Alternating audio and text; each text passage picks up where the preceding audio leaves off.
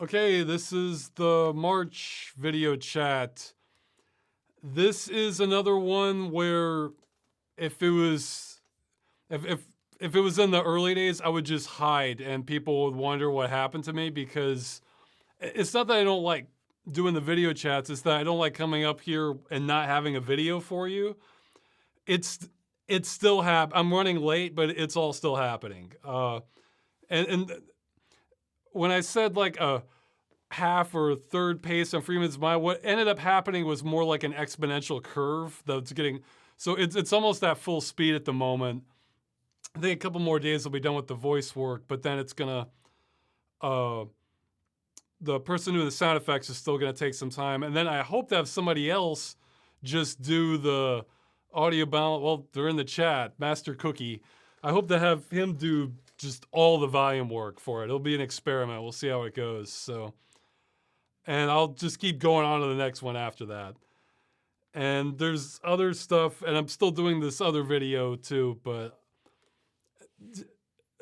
I'm still doing things. I promise. I'll get it out as soon as I can, but I can't. Some things can only go so fast. The time allocation wasn't quite what I hoped, but it all went somewhere. So I've said before, these videos are just kind of like a proof of life thing. So I am still working on it. I'm okay. It's just need to do more. That's all. Let's see. And if I get really desperate, I might try and do another. Well, I kind of want to do this anyway. I might try to do another short game dungeon. And I browsed some of the.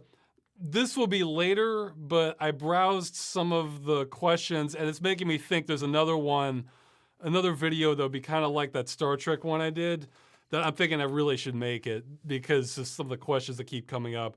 And that's one where I might let I'll write it out and voice it, but I might let somebody else do 90% of the editing or something like that, because it would be similar to the Star Trek one, except a different topic and different kind of thing to talk about.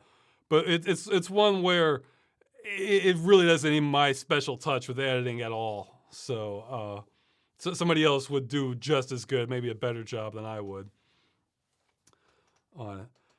Okay, so I guess let's see, I'm already missing the, okay, yeah, I was already missing some of all the chat going by. No, and they're saying to tell the volume Master Cookie to hurry up. No, he's not the bottleneck.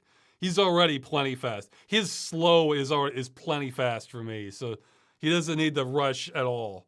And this is going to be newer for him with Freeman's Mind because he'll be balancing the dialogue, the game audio, and then the sound effects added in. And then sometimes I need to work with the sound effects guy, William Smith, because, well, I mean, William Smith for now. I mean, sometimes the auto comes back and does it, because he'll do a good job, but then he'll have overlapping effects, and then those won't be balanced against themselves.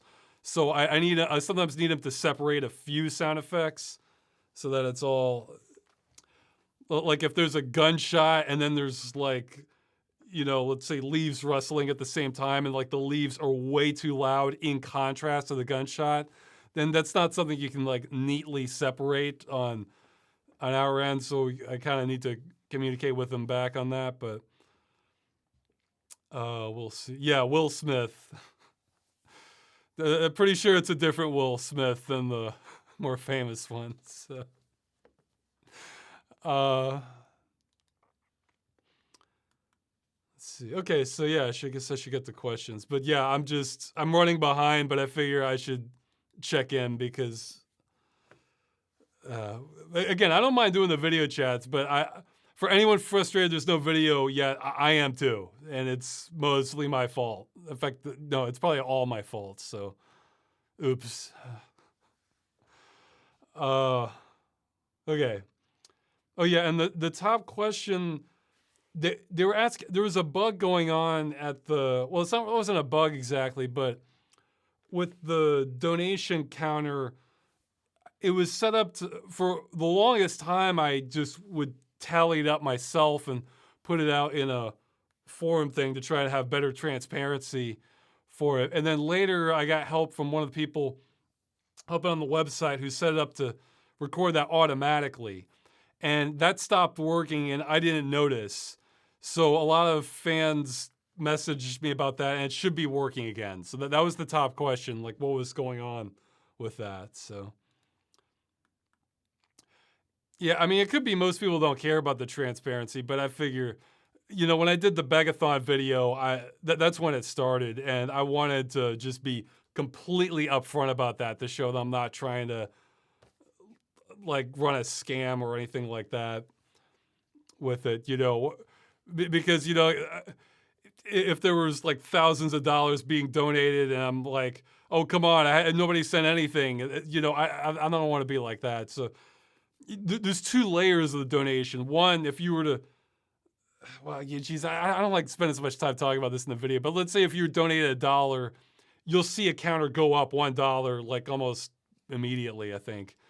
But then it also records whatever happens each month. So, okay, I should move on to the next one.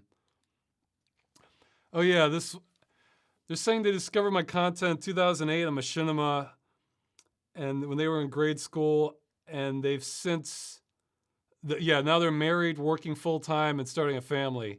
What is your perspective on how you and the world around you have changed over the long period of time that you've been an active creator?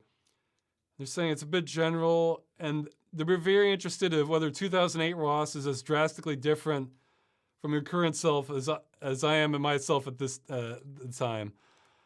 Well, I guess, sorry to disappoint you, but I don't think I am that much. Like, I think my personality and approach to things isn't radically different than when I was, say, maybe a teenager. Sort of before and after when I had major depression, because that was definitely different.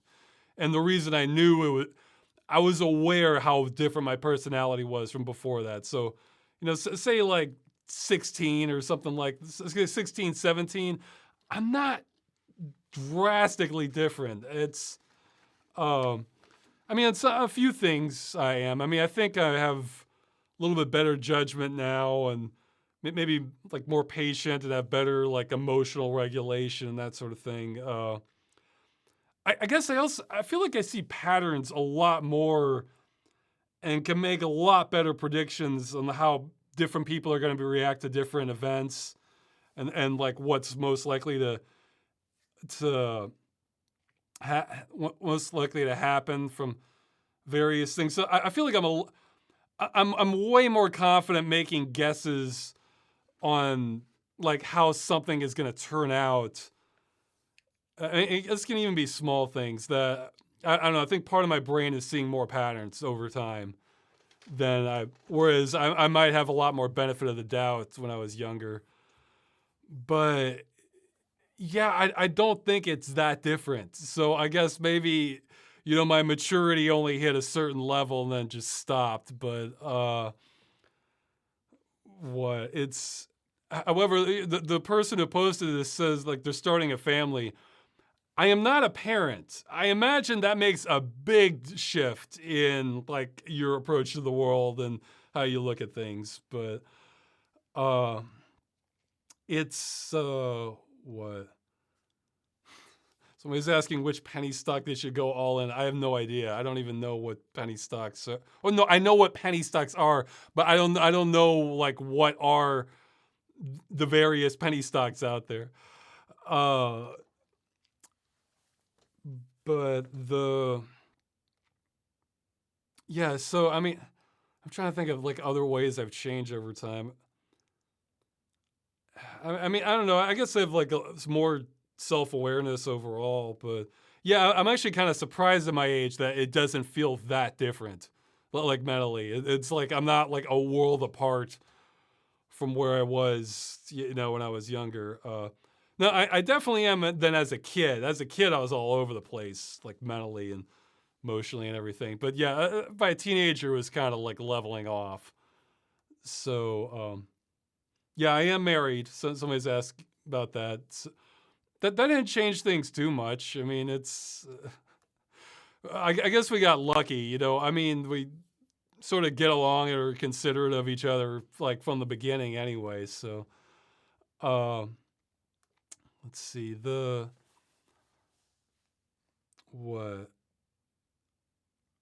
Yeah, yeah. I was gonna say, even though I'm not a parent, I'm still very on board with us taking a mentality that takes the future generation into consideration. So, you know, because some people, I think they're sort of like completely in their own world before they become a parent, and then that like changes their horizons like entirely. Like they, and I mean, I'm sure it would change me, but it's like I'm really glad I don't have to have that kind of stress and level of responsibility. But I don't take like a me first approach to everything. It's like no, I mean it's well like on the Red Green show, like one of the sayings he has is like, yeah, we're all in this together. I figured that's a good attitude to take on things. So that's compatible with like a future generation of people. Um,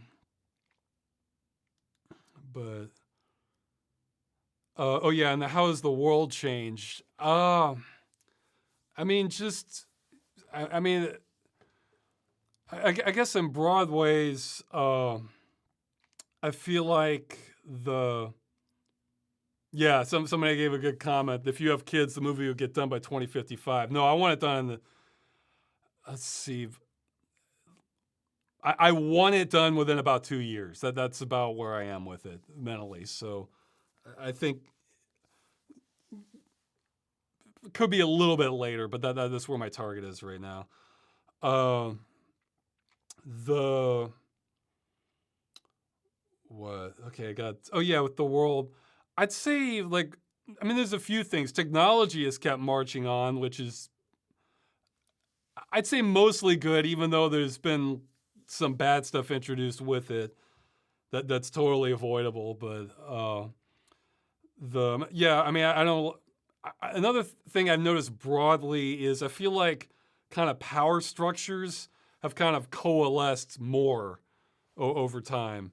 I mean, those can be companies or factions of government or just powerful people. Like I feel like there's, it's kind of, and I feel like in general things are like a little more strained, maybe more than a little, more strained overall economically for people, for average people. And so that's not good. So it's not like completely different than, you know, there's talking like 15 years ago, but it's noticeable. Like it's like if you have a building, it's like you see more and more cracks, but like the building hasn't collapsed either. Uh, let's see. I guess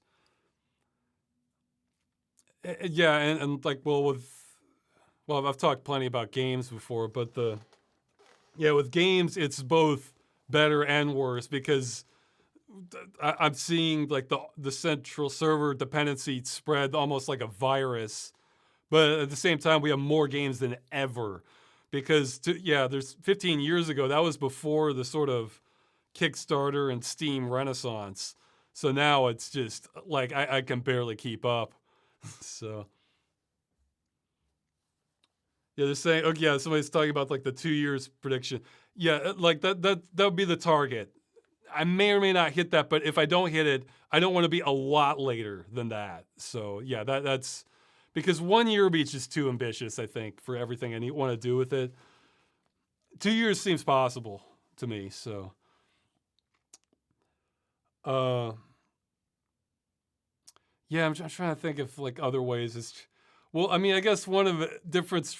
I guess you know, smartphones are way more prevalent now, whereas it was just starting then.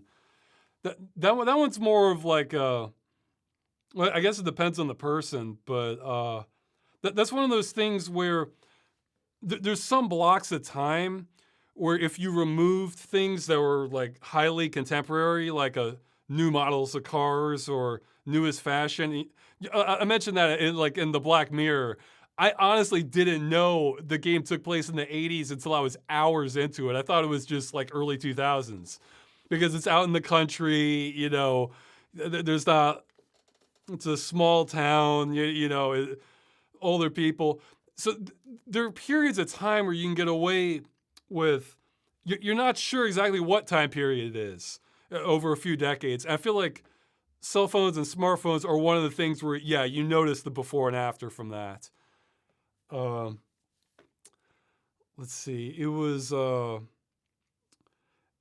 yeah. Well, I mean, right now, I mean, if we want to date this, I think one of the hottest things is AI. I mean, I feel like we're just scratching the surface on it. I'm really looking forward to what we do with that. Uh, I mean, that's going to cause problems also, but it's going to cause problems we are already doing for the most part. It's just going to speed them up. But there's going to be all sorts of cool things that weren't really possible that I'm really excited about. But so yeah, well, you know what? That's good news for Freeman's mind. Yeah, if you want a bit of a spoiler, because if I feel like if I haven't changed too much, that means I can still get myself in the frame of mind for Freeman, and I'm still trying my best to keep. I think I may have had a really small violation before, but keep up with trying to like have everything dated as though it takes place in like 2000 or early 2000s.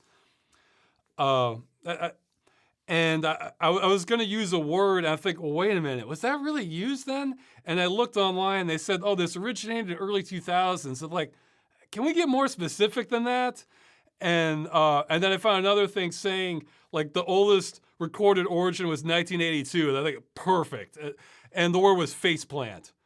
So I was trying to be aware. I was trying to think like, oh, would Freeman say that? Or, it's like with, I think I mentioned this before in an earlier episode. I didn't say parkour because in early 2000s, I don't remember anyone using the word parkour. So I said urban climbing. That might be something somebody would have said, or urban freestyle jumping or something like that, where it wasn't really settled on like what the word was for that. So I was trying to stay consistent. Or like with drones, that what that word was around then, but like if you were talking about like a small like device that's flying around, I don't think that was that common at all. So I think I said Freeman I say something like a remote control helicopters. We had those then. So remote control flying devices. So there were drones, but it wasn't. I don't remember it being used in that context in like 2000. So, uh, I mean, I might slip on a couple, but I'm trying to adhere to it pretty well. So, and I have the advantage of being around then, so I can I could sort of just rely on my intuition. It's like, is this something that would have been said? Like, is that really what words that are being saying? But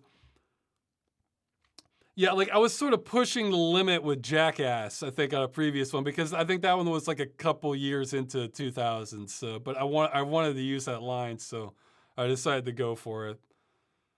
But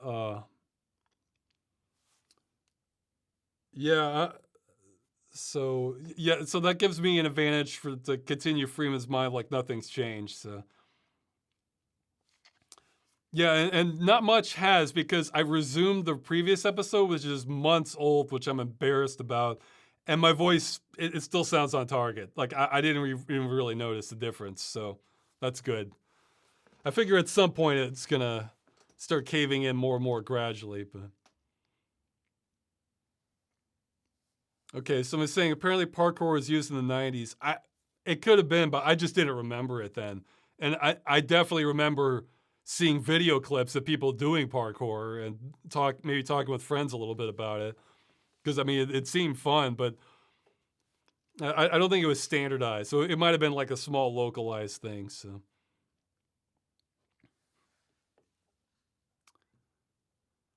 okay, yeah, okay. I should keep going with more questions. Let's see. Oh yeah, this is like the second or third one. Do you believe that even with our problems, humanity can still save itself and even get to Star Trek levels of utopia? Or will we end up like the Terran Empire in the mirror universe of Star Trek? I I guess it depends on what time span you're talking about.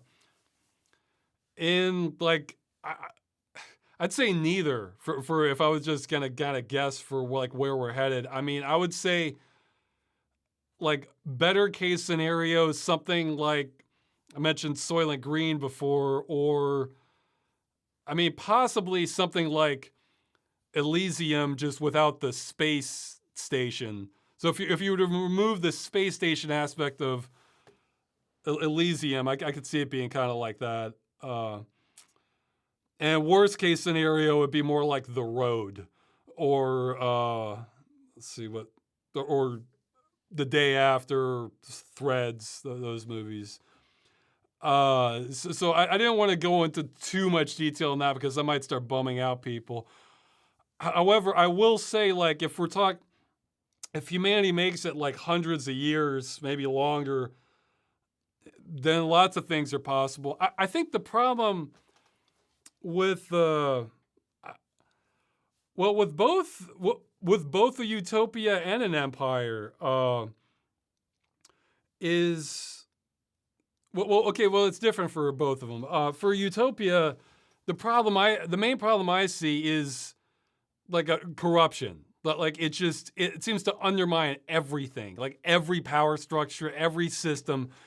So and it not right away. Like I bet you could. I feel totally confident you could have a utopia or something resembling a utopia. Obviously, nothing's ever going to be perfect, but for a generation, if you had enough people on board and could kind of like police against corruption, if like, but it's like over time, it's like the people who want to have power or, I guess, well, sometimes it's material resources or just control over others or want to sabotage. There can be lots of different reasons, but I feel like those people tend to be more persistent and they tend to win in the long term until they destabilize things so badly that there's some major crisis that causes lots of destruction. And then you have a sort of a collective getting our act together to have something stable, at least for a generation. So I feel like that's the main problem, is that it gets undermined. Someone's going to it might be slow. I mean, but there's going to be enough people who want to just destroy it, and they're patient, and then they'll work at it a long time, and then utopia starts looking worse again. Well, it's already happened. If we're going with Picard, the show being canon, it's already happened in Star Trek. They went from like the utopia, we have replicators and technology, so everybody has all their material needs met. Nobody really has to work, so people are kind of motivated to like broaden their horizons and have prestige. That can be a motivation. Even if so prestige in Starfleet, exploring the world, or helping others. And we've gone from that. And I may have missed it. I only watched it once, the episode, but they made it sound like this woman was kind of like bitter at Picard because he was a captain and had like this really nice, in his retirement, he had this really nice estate and vineyards that he was looking after, and she was in a trailer out in the middle of the desert, and she was talking about how he's so fancy with. I mean, this seems like it just threw all that out the window with Starfleet. That like, oh yeah, now everybody has their needs met, and I mean, okay, maybe. It seems like if you were a former okay, maybe there's like limited. I don't think they went into much detail into this, but it seems like if there's like, okay, there could still be like limited space on Earth. So if you wanted to like live on Earth, maybe you can only get a spot out in the desert. However, if you were a former Starfleet officer, I would think that would bump you up on the list for like, okay, you can get your choice of like these different regions. But fine, let's say it's so overcrowded, all you can get is like a place out in the desert. Well, we still have replicators. You don't have to have just a trailer. You could have any kind of house you wanted. You could have any meal you wanted every night. I mean, you can make your own grounds. I would think for, yeah. Like when they showed it, she wasn't like she wasn't in a trailer next to like 1,000 others cramped in, so everything's just overcrowded. It looked like she had plenty of space, so she could develop it. I mean. So somebody's saying, basically the downfall of humanity will always be pettiness. Yeah, maybe, but it strikes me as the sort of thing where maybe with the right, if you had the right technology and the right culture or value system at that point in time, you might be able to protect against it a long ways. Like, but we would have to get into like sci-fi solutions.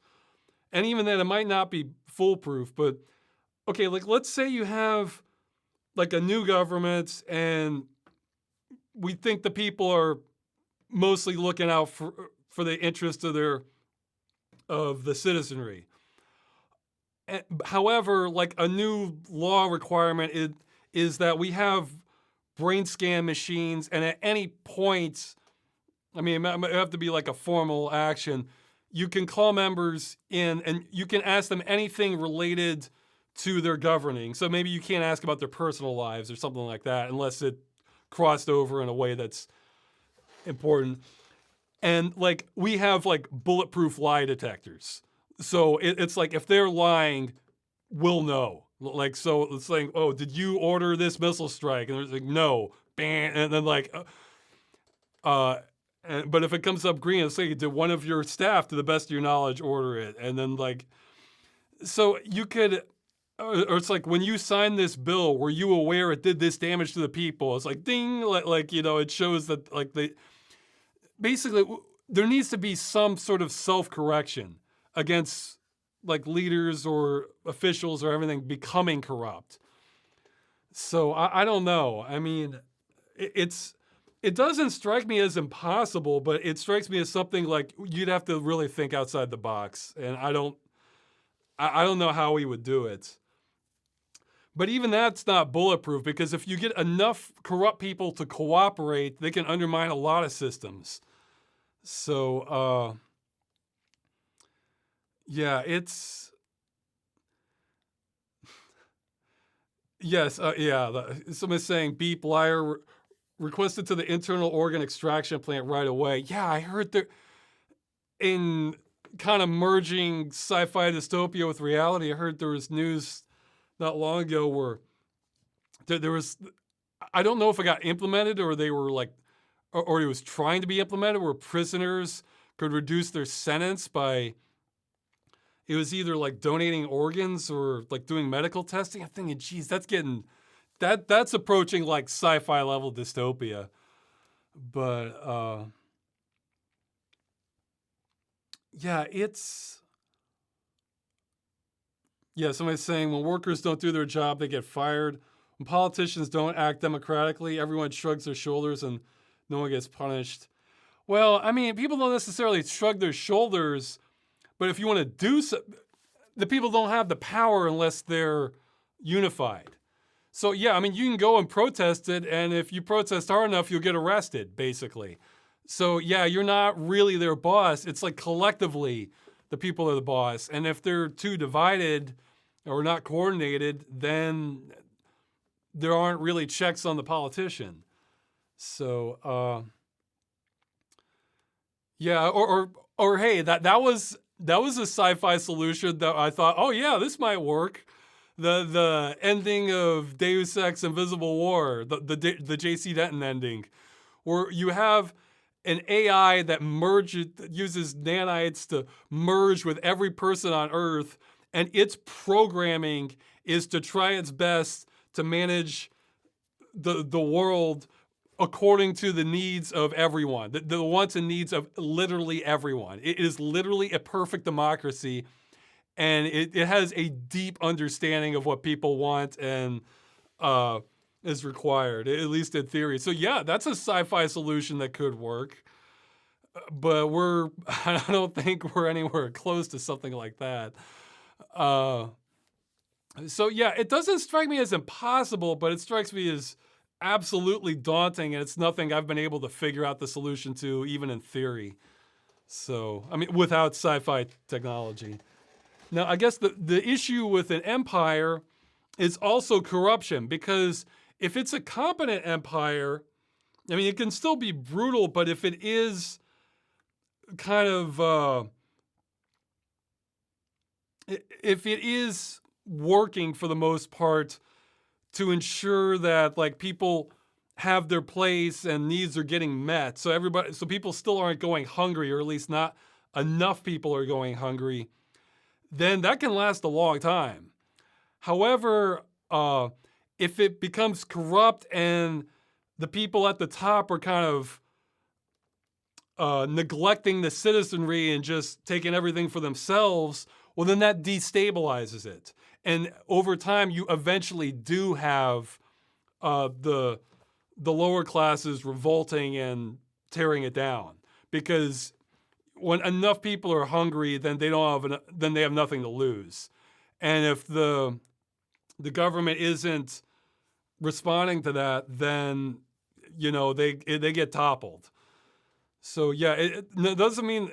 I mean, you can still have a brutal empire that's relatively stable, but they have to ensure certain needs are met, is what happens. So I think they both get destabilized.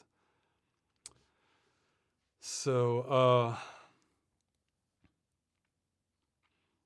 you see somebody saying people's moral standards should be top notch. Well, see, that would only work a generation, maybe. I mean, maybe two, and then it starts getting eroded by by people who are more Machiavellian, who are better at this game than the people who have the strong morals, or So it. I don't know what the answer is. I mean, it's okay. So I guess I should move on, but. So yeah, no, I don't see Star Trek or the Terran Empire in our future, unfortunately. Let's see. What's your opinion on hybrid themes in media? Yeah, chat, feel free to weigh in on this. They're saying, for example, RPG Shadowrun combines cyberpunk and fantasy themes together. Do you think it's tying too much and pleases no one in the end, or do you think they're a fun and useful creative decision? Well, I'm sure some people like Shadowrun, so it definitely works for some people. For me, it sort of depends on the theme. Like I feel like some themes are kind of more complementary to each other than others. Like, I mean, the examples I'm thinking of aren't like the best because they're sort of like real life with fantasy. But well, I liked it in Black Mirror how most of the game is it's just a straight up kind of murder mystery, and it has its own sort of like rural aristocratic setting, and then by the end it turns into a more like magical fantasy thing, and that worked great for me. And I haven't tried it, but I admit I'm intrigued by what I think there's a Sherlock Holmes versus Cthulhu game or something. I'm thinking, yeah, that might actually work out well because, Sherlock Holmes is about like, investigating, and Cthulhu tends to work best when it's kind of like or Lovecraftian themes work well when it's kind of like slowly being uncovered.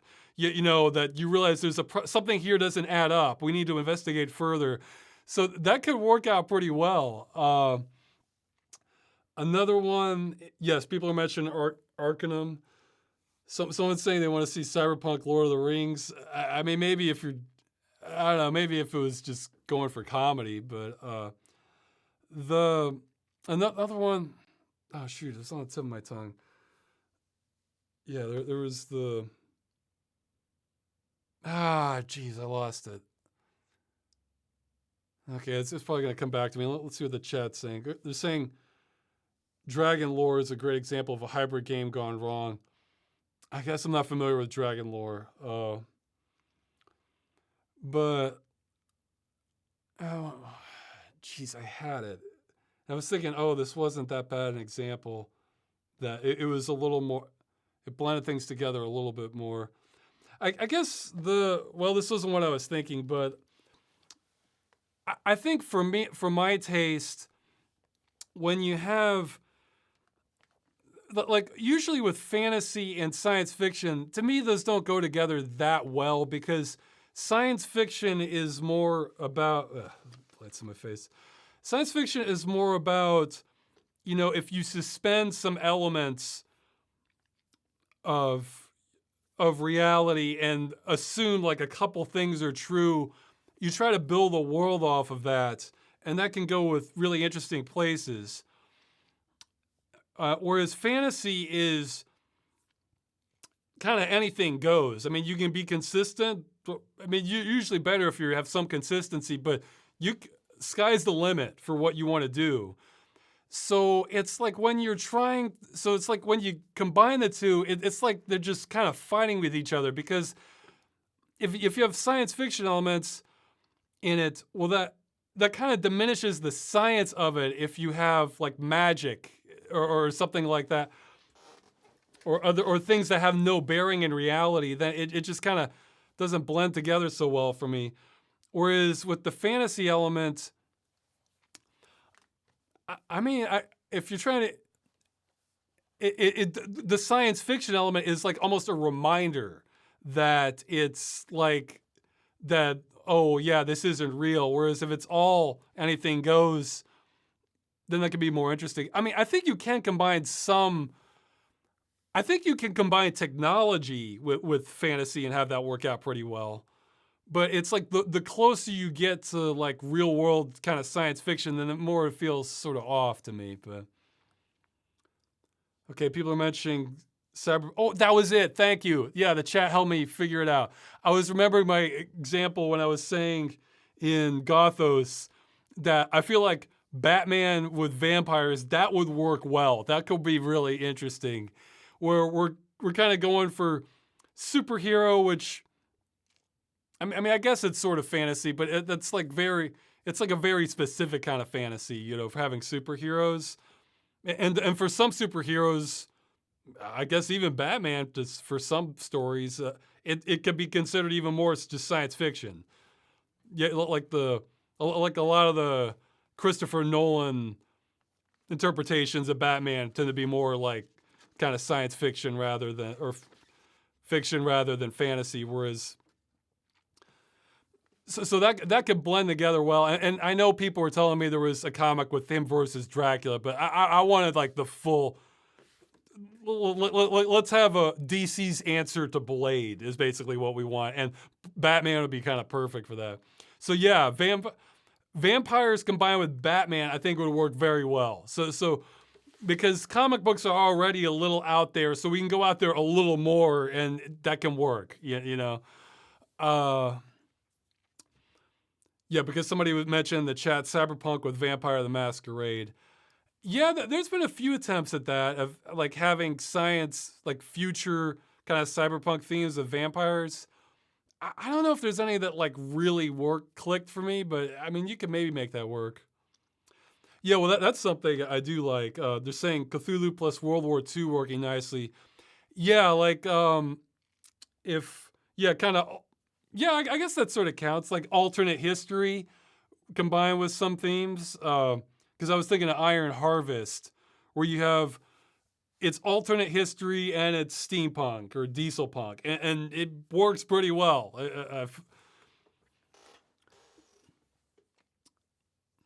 Saying Dune mixes science fiction with fantasy well. Yeah, I guess so.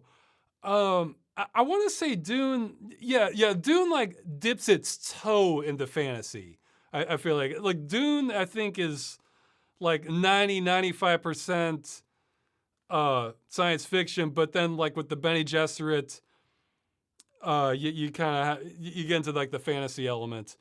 but that's sort of the thing where it's kind of blurring the lines a little bit with, you know, trying to make it look like this is like a genetic ability and we're kind of unlocking aspects of the brain, the psychic ability, and that's something that tends to go well with science fiction. Okay, I'm scrolling up. Okay.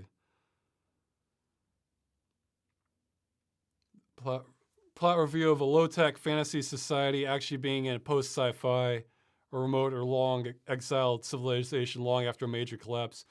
That can be cool because then you're flipping the reality entirely. You're not just blending it together. It's like up until this point it's fantasy and then it becomes science fiction or something. Yeah, that can work out well, more smoothly. So I'm saying Need for Speed's world with Sonic the Hedgehog. Well, I'm fine with that aesthetically. I think that can work just because neither one of those franchises has to take itself that seriously. Yeah. If you're going for comedy or goofing around or just straight up fun, then that gives you a lot more leeway, I think. Then you can combine a lot more things. Okay. What do you think of science fantasy? I think science fantasy can be awesome if it's done right. I mean, I know some people definitely prefer like hard science fiction to like, you know, you lose them if you have anything that just isn't like strictly plausible. But for me, it's like, let's see. Okay, they're saying they like Bloodborne's Victorian 1800s London cosmic horror mix. Yeah, that can be great. Yeah, that's where you're kind of mixing sort of history or alternate history with, fantasy element. Yeah, that can. Usually, if you mix contemporary times or, let's see, historical times with like a certain amount of fantasy, that can work out pretty well if you do it right. But yeah, with science fantasy, I guess the thing I like to see with that is to have, you're going to suspend your disbelief on a lot more things with science fantasy, but the idea is for the parts that you're focusing on, that's kind of reasonably well thought out, and we're not having like plot holes all over the place. Because I'm thinking like with Star Trek, you could argue that's kind of science fantasy. I mean, it's sort of in between science fiction, science fantasy, because you know we have warp drives and we're jumping around all over the place. But we have aliens that kind of look like that. They all look sort of humanoid, or 90% of them do. Like we don't worry about language so much. We usually don't even worry about like breathable atmosphere that much. Planets have the same gravity, but see, that's not really the point of Star Trek. The point of Star Trek is to have an interesting premise for science fiction. So we go to this planet, and this has this unusual culture, and that's what it focuses on. And I'm talking traditional Star Trek. I don't even know everything the modern one's doing, but or where there's an anomaly, and this is like something really weird, and we're trying to figure out like, oh well, what's behind this? Or if they have a time travel, they look at like what are the ramifications of this. So it's like all the technology, that's not really the point of Star Trek. That's just what gets us there. So that works fine for me. Like the part it focused is like the actual plot of that episode, or or exploring these ideas, finding an excuse to explore like different science fiction ideas. And like I think that can work great. So let's see. The game Thief had a little of everything. Yeah, I need to play that one still. Somebody's mentioning Gun M. I'm not familiar with that. Let's see. Dungeon Siege with Motocross Madness. Yeah, again, if we're not going for seriousness, yeah, that would be. They've already done that with not motocross, but was it Magica? they had an expansion pack, and it's set during like the Vietnam War, and they're having a bunch of wizards going around and like rice patties, blasting things with spells. So yeah, if you're like I said, if you're willing to go with comedy, then yeah, you could do lots of things. If we're not, we're then the only. Then it's not important if it makes sense. It's what's important is if it's funny. That's the. Yeah, I think it was like Magica Vietnam or something. Yeah, well, the Far Cry series has done that with a lot of their DLC. That they'll have stuff that's more out there. Yeah, well, I think like the first out there one was Far Cry Blood Dragon, and that worked out pretty well. Where it's kind of going for an '80s sci-fi action movie spoof vibe. Yeah, and then they kept going. I think Far Cry 5 had, Far Cry 5 had a normal Vietnam one. Uh, they had like one, I think, where you're on Mars, and then they had another one with zombie. Yeah, like the Call of Duty series has done that with zombies. A lot of them, I think.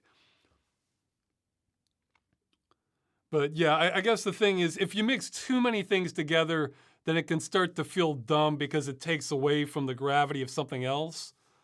But yeah, it can work. Yeah, people mention Warhammer 40K is an example of science fantasy done very well. Uh,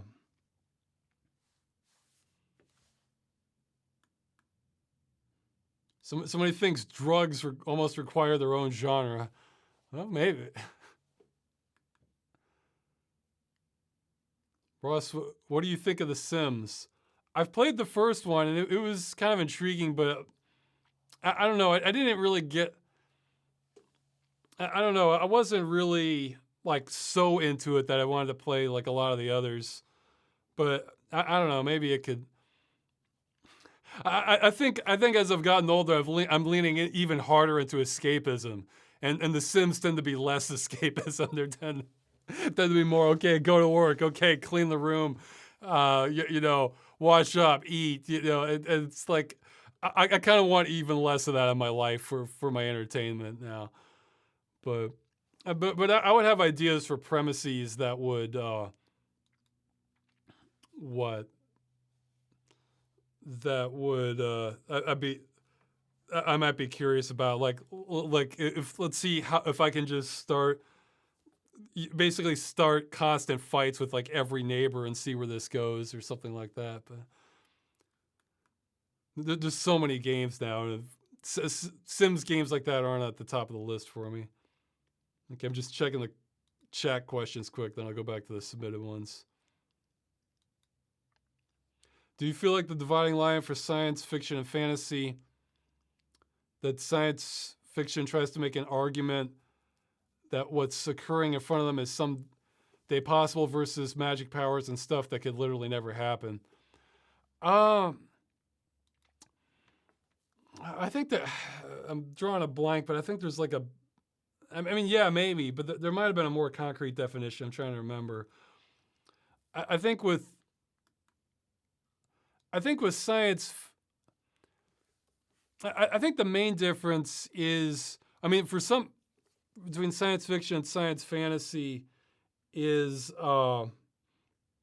with science fiction, you're trying to make it. I think you're kind of limiting the number of things that you're suspending, I guess. It's a bit of a spectrum. So yeah, for hard science fiction, it's like this could either literally happen or hard science fiction is, to the best of our understanding of the universe, this could all literally happen.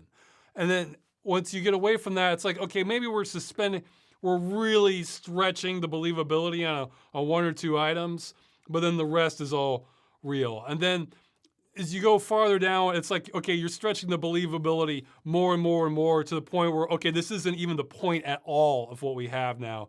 It's just to have like a cool setting or to have cool ideas that could just never happen in reality and that sort of thing. So yeah, it's a bit of a spectrum. It's like the more things you're suspending for believability or not even trying for believability, then the more it becomes science fantasy, I think. So, okay, I'm just skimming quick. See, when it comes to convenience versus financial costs, what's your sort of line versus philosophy? Finally, as I get older, I'm willing to pay more good money to have some hassle advantage for my limited free time, but I'm also aware that precisely that's how they get you. Geez, I don't know. This is the problem with like taking the live questions. If I don't have like, if it's something I have no idea on, I have to like stop and think about it. Then you don't always get a great answer. I still lean. I mean, I have a little more discretionary income now than I used to, but like, it depends on how huge the ratio is. Like there was something I was thinking the other day that like, no, I should just pay for this instead. Oh yeah, well I got the there are yeah, I ended up paying for like the pro version of 4K downloader because I was getting actually I haven't followed up, but there was a Supreme Court case where they were looking at examining the I forget was the provision 230 or whatever it's called, where basically if that went badly, then it would basically make all internet companies responsible for the comments and they could for user comments and they could be sued over it, which would essentially that would be like blowing up half the internet. Then we have to scramble to like relocate to other jurisdictions where it's legal. So I was thinking, yeah, I should really get around to backing up a few channels, and I wanted to use it for that. Now, there are free solutions for that, but I remember 4K Downloader working pretty well for that. And I use it for like listening to things like podcasts or some interviews anyway. Not always podcasts, but sort of like video reports sometimes. And so that's going to get ongoing use for me as MP3. And the one I was using was a little shoddy. It was free, but it was a little shoddy. Sometimes it wouldn't work. Whereas this one's like constantly updated. So I'm thinking, okay, I'm going to get enough use out of this that like I can, and there was a sale going on. Like it was like a Valentine's Day sale or something. So, and like I was willing to like take the plunge on that. And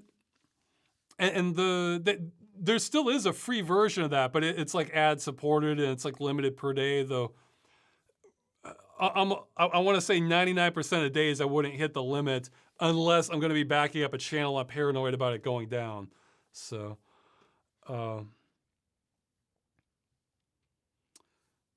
yeah, let's see.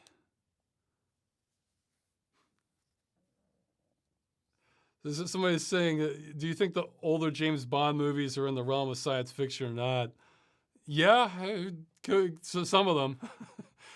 or it's like 95% it isn't, but then they'll have something that's just, we're just screwing around now. Okay, I should get to more of the... Okay, well, I'll answer this real quick. They're saying, do you think a solar flare from the sun would hit the Earth within our lifetime? And how long do you think it would take for humanity to recover? I have no idea.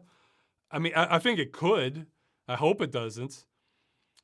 And how long from humanity to recover? Geez, you'd have to ask somebody else who studied it. There's so many factors involved. Okay, so for more questions, let's see.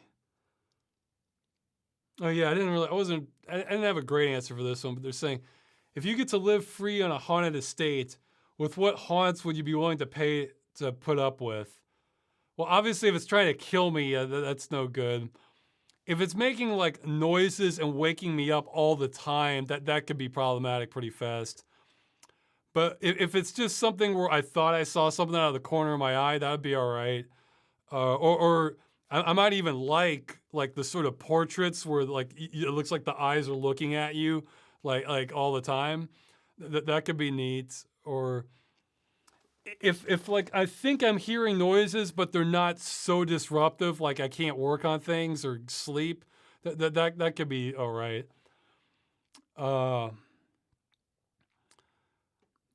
Like if it's ghosts just kind of going around and doing their own stuff, they're just mostly ignoring you. That could be acceptable. You know, like they're just stuck in their habits, that sort of thing. Let's see. Trying to think. I don't know. I don't have like a big list of like what's normally happens for haunted house. Yeah, if they're causing me major problems, yeah, like if they're like leaving drawers and shelves open, that could be okay. But if it's like everything's spread out all over the floor, then that's getting to be too much. If it's like a regular thing, so yeah, it just sort of depends on how much it's like disrupting my life. If it's just like kind of sort of minor stuff, I'd be all right with it. And actually, I think the portraits looking at you would be kind of cool. So, or maybe there's like one room where there's like a ghost always kind of doing something, so that sort of almost becomes kind of decorative or part of the environment. That could be all right. Or yeah, if you look out the window, like the groundskeeper is just going about doing things, you know, looking after plants, that sort of thing. And they don't bother you unless you do something that they really hate or something like that. So, I didn't have great answers for this one, but they're saying, what's the greatest Halloween you ever had? What's the worst one you ever had? Unfortunately, the worst ones would probably be doing one of the game dungeons where I'm just down to the wire trying to get it done. It might even be the Carnival one because, again, there were unfortunately multiple episodes where I was just losing sleep and down to the wire. I'm getting better at that, but with Carnival, even once it was done, I had to go and immediately record the Battle Forge footage because that was my last chance. So that made it stand out a bit. For best, I mean, I don't know. I mean, as a kid, I remember covering like a lot of ground one Halloween where I covered like multiple blocks, just going all around the neighborhood, getting a lot of candy that way. So that was a lot of fun. As an adult, I mean, I guess I missed the opportunity to have like a lot. It was just it didn't it it never seemed to connect that well with like trying to go to like Halloween parties. I mean, I would have loved to, but a lot of them didn't happen. So a lot of them I would usually celebrate by just trying to pick out like some movies though. I mean, or just you know setting up Halloween decorations for trick or treaters visiting. I think I mentioned before my dad helped me with one of them that it was perfect. Where yeah, like the best trick or treat gimmick we had set up. Yeah, I would go all in. Like I would have. Yeah, like I would.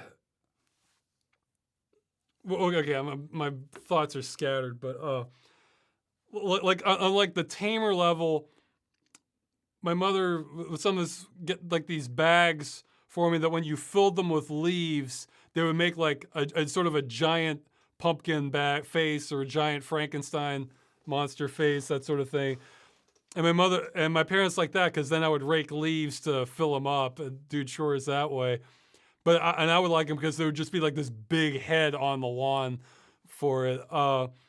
And like one that was sort of on the border for my mother accepting or not was like I would take like old clothes, fill them with leaves, you know, that I raked up. So like the pants and the shirts are stuffed, and maybe like kind of tape some gloves to them or something, and then like put a noose around them and like hang them from the tree. And I think it varied with my mother. It's like sometimes she accepted it, some other times that was like too far for her.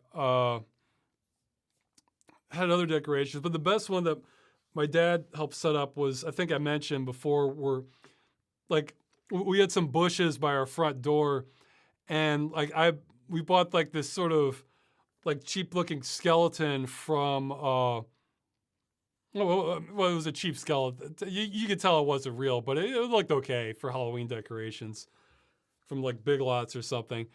And it had like this little attachment for where you could like tie something to it. So he helped me set up like fishing line so that we ran it by, so it was transparent and ran it by like the railing. and our door opened up this way, like internal. So we had it set up that when trick-or-treaters would come to the house, it was buried in the bushes. There was like the fishing line there. And as soon as you open the door, the skeleton would like come up out of the bushes. And then like, yeah, people would start screaming. That was solid. I like that. And it was just time, because that worked well in two ways. Because one, your attention is focused on the door opening, and that's coming at you from your peripheral vision, which kind of is going to scare people more. So that was fun. I like that. But yeah, as for watching movies, I think hands down the best one, it was just The Stars Aligning, where it was like the best movie pick for that time. Was I got to see Dawn of the Dead remake. Yeah, so I guess that would have been around 2004 or something around there. And that's even now one of my all-time favorite movies. So I got to see that for I was kind of trying to have my own celebration of Halloween. I saw that, and that was like so good. I was like, oh my God, this movie is great. So that helped make the Halloween, seeing that. Yeah, and for the record, I like the original a lot too. I like it in different ways, but the remake, that's one of the very few remakes of horror movies where it's like, wow, that was a great remake. I'm glad they remade that movie, because it's different. Like the tone and atmosphere and approach to both of those movies, it's like the same plot mostly, but the approach is very different, and I like both of them. Like the original Dawn of the Dead is much more of like a survival focus, kind of slow creeping in vibe, whereas the remake is like an adventure action movie almost. It's just it really is very suspenseful, So. Okay, I missed several questions, but I'll take more questions at the end from the live chat. But okay, so somebody's glad they're still happy you still enjoy the videos. I'm still working on. I'm sorry they're late, but I'm gonna make up for it with some interesting stuff. So I'll try my best to make up for it. Let's see. Oh yeah, if you were to be casted as a character within the Star Wars universe, what kind of person do you think it would be? Let's see. Not the kind that you want, but rather most likely. Well, I'm not overly familiar with Star Wars. I've played a couple games. I've seen the main movies. I guess I haven't seen Solo. I don't know. I wasn't. For some reason, it's like, for some reason, it's like I have a very positive image of Harrison Ford as an actor, as Han Solo or Indiana Jones. It's like I didn't really want to see somebody like trying to like imitate that where you're expecting that same character. I mean, I don't know. Well, I mean, maybe if it was like the right person, but like I didn't get that vibe from like what I saw of it, so I just decided to pass on that. But although on the flip side, again, I only saw like, I don't think I even watched the full trailer. I just saw snippets for the actor they had for Lando Calrissian. That guy could have worked. Like I was thinking, yeah, okay, I'm more familiar with that actor, and he seemed to have like the right kind of vibe to him. But the actor they got for Harrison Ford, I wasn't getting the right vibe for like a young Harrison Ford. So. But for the ones I have seen, and I haven't seen The Mandalorian, so maybe I'll. So I've heard a lot of people like that, so maybe that gives more perspective. But my first thought was probably a droid repairman. I mean, I've literally worked as building and repairing computers in real life, so it seems like there'd be a lot of crossover between that and fixing droids. And it probably wouldn't be in like the nicest of places either. It might be like in a junkyard planet or something. Yeah, I was thinking with what? Oh yeah, somebody's saying Andor. To show you how I'm out of touch I am with Star Wars. I'm not 100% sure, but yeah, that's like a newer series they're doing, isn't it? So I forgot about that. I think my brain was blending them together as the same thing, Mandalorian and Andor. But I do remember seeing like a poster for that. But yeah, I feel like for Star Wars, like as a casual fan, I feel like a lot of the this includes the prequels really. They're playing it too safe. Like they need to be way more expansive with this universe. Because I'm thinking just from Star Wars to Empire Strikes Back, you still have the Rebels versus the Empire theme going, but then you go to a swamp planet, and then you have like an asteroid field chase, and then there's one, and the big surprise is one of the asteroids ends up being this giant worm living inside of it.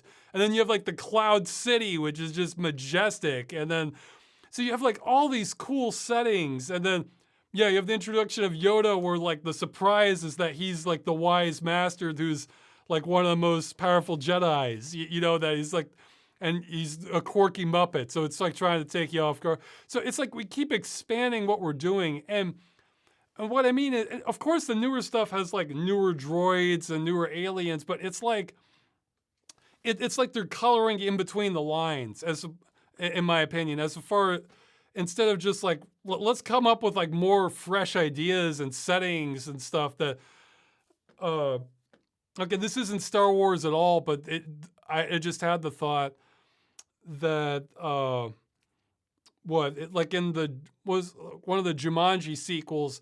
In one of them, there's this scene where there's all these rotating bridges that they have to run across. See, Star Wars is more science fantasy, so it doesn't have to necessarily be that fresh of an idea, but you have to have like let's have real exotic settings, and then maybe have more. But you could have new ideas in there too. I think actually Mystery of the Sith, like the game I played that. Like you were exploring like at the time it felt kind of fresh to me that you were kind of exploring like this sort of like whole complete side mysticism with the Jedi's from what I remember. So this wasn't like canon stuff. This is like a faction of Jedi stuff that got buried and that has all these weird powers. Or like with I played Rebel Assault 2, and that one's like less out there, but it was a good theme. In the plot of that, the Empire is developing basically cloaking technology, and that's going to change the whole tide of the war. So it's this whole kind of side infiltration thing that was lots of action. That was a lot of fun, I thought, for it. But well, the one I was looking forward to, the chat will tell me what the name is. It was some number. It was a game they showed a preview of that got canceled, I think, when Disney bought Lucasfilm, where the idea is it's on this planet or outpost or something where there's just hundreds of levels where it's like its own kind of like mega city area where like all sorts of things are going on with like different. Yeah, somebody's saying 1313. That sounds like it. And I was thinking, well, yeah, that sounds really cool. And then like in the trailer, they're showing like these ships that kind of crashed into each other, and you're like running and having a fight while the ships are going down in the center of this. So it's like, I'm thinking, yeah, this is great. This is like the kind of action you want to see. And plus, all these new levels and what's going on in there, that's all new and fresh to me. I know nothing about that. So yeah, let's see what's going on with that, because I feel like I had a little bit of a taste of that with Jedi Knight at the beginning, where you're in like these new sort of cities and outposts, but they have like this different mood. And so yeah, I feel like I have not been impressed with like both the prequels and like the new trilogy and or the what was it, Rogue One. I saw that. So it's like, I mean, Rogue One had really look, they've all had like wonderful cinematography and great locales, but they're coloring between the lines way too much. It's like, okay, because we had yeah, okay, perfect example. How many it Okay, the last big part of the trilogy movie was it Revenge of the Jedi? I forget the name now, but that one almost got like that almost got to be like something I would see like a middle schooler, right? Like, and then there are thousands of Imperial Star Destroyers. It's like you don't even have to have stuff like. I mean, one that felt kind of stupid, but I was thinking, what if we went more and more crazy with our ship design for like the new Empire or something? I mean, why not? You know, it like yeah, well, you have the old ones, but then you could have like new ships emerging, or just I don't know. It's the new Star Wars movies are not the direction I would have taken it at all. I mean, it's I feel like they could have done a lot more, and you could, and even for the like for something like Rogue One, I mean, maybe that's something the fans really want. I'm not a super fan. I'm more of a casual one. So if I was doing a fan movie, I would want. I mean, not a fan movie, but if I was doing like a side story, so that, like this is not going to be part of a trilogy. This is it's just own self-contained thing. I would want them going off to like a really weird planet, and then have its own kind of self-contained story there. Yeah, yeah. Hey, we could see. Let's have some planets that are way more alien than what we've seen so far. I mean, we have the whole galaxy to play with. I mean, again, different tone, different atmosphere, but Warhammer 40K does a great job of this. It's like in the lore, there are all kinds of planets with all kinds of weird things going on, or just these vastly different cultures that are different, or and aliens that are extremely different. So whereas I feel like with the movies, we're all let's like hit the same beat of like the cantina bar from the first one, but we're gonna have different aliens, and except this time it'll be like a garage, and this time it'll be like a bazaar or something. It's like, well, you can have some of that, but it's like, okay, well, let's bring back the Tusken Raiders again, and like let's bring back the. I mean, it's just it feels like all the same beats. I don't know. It's whereas you could do so much more with this for Star Wars, is my attitude. So, but I think people get what I'm saying. You know, like they should get more imaginative. I mean, like you if you have the intellectual property, you can add to it. You know, you can. And if it clashes too much with like the Empire storyline, fine. Like let's have some weird planet that's going on where maybe the Empire doesn't have as much of a reach out there, or they never even made it that far. So yeah, you can still have like the blast. Yeah, you can still have blasters and like the ships and ways of getting around, and like the kind of clothes aesthetic, you know, of a lot of characters, that sort of thing. Go for still keep the John Williams ish score. That's so yeah. You can still have plenty in there to remind people, okay, this is still Star Wars, but like yeah, the galaxy's the limit for what you can be doing. So, yeah, well, they kind of, well, that was already baked into the comic books, but you know, with like the Marvel series, you know, we have the stories that are more like Captain America, where it's like, okay, let's stop the people trying to take over America, or spies infiltrating, and maybe we have like one or two exaggerations of reality, you know, where you have the superhero character or the flying machine. But then we have stuff like, you know, Guardians of the Galaxy, where they're going deep into space and going to like the giant floating head. And then we have stuff that's sort of in between, you know, with Thor, where it's modeled after Nordic culture, but then they're going in space and having the light.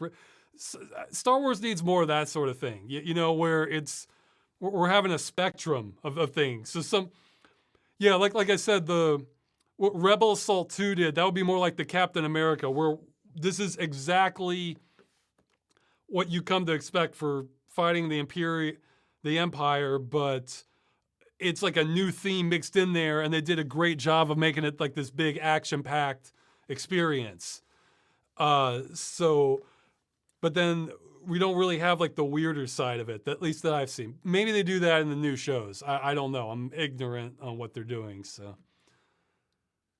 but yeah, it's maybe they'll work up to it. I think the real test, and this goes for lots of these kinds of movies, is make it a fun movie to watch first and foremost. Then worry about the lore, and then worry about any other themes that you want. Like that's, you know, like if somebody's never watched Star Trek before and they thought, okay, this is it's a sci-fi action movie, fine, I'll sit down, let's see what this is about. You need to appeal to that person. That's the person you need to feel up front, and then just have the other stuff be kind of like sprinkles for like the super fans, you know? Because that's how everybody wins. Because if the movie's good, then your fans are going to be a lot more forgiving if you make like a lore mistake or something like that. So, okay. Spent too much time there. Let's see.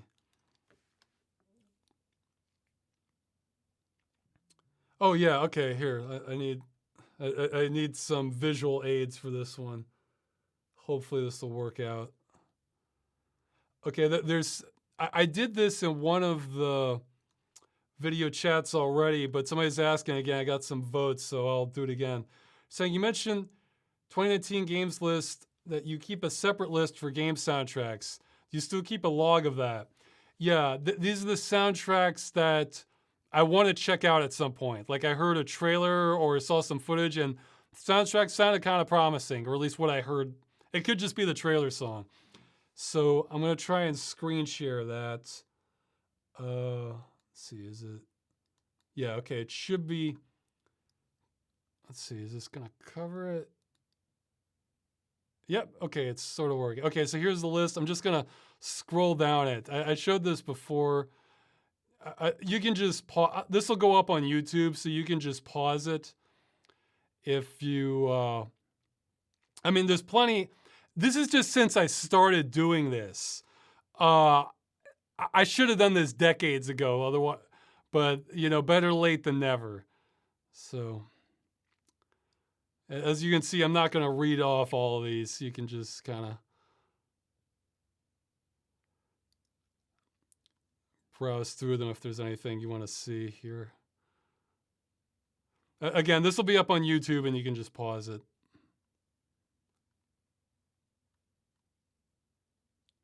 Okay, so that I think I might have even had a repeat in there. I'll eventually go. So these are games I may not necessarily play, but but the soundtrack sounded intriguing. And then I showed that one I really. Let's see. Let's see. I'm getting a bunch of red lines on OBS now. If you guys aren't seeing them, then there's no problem.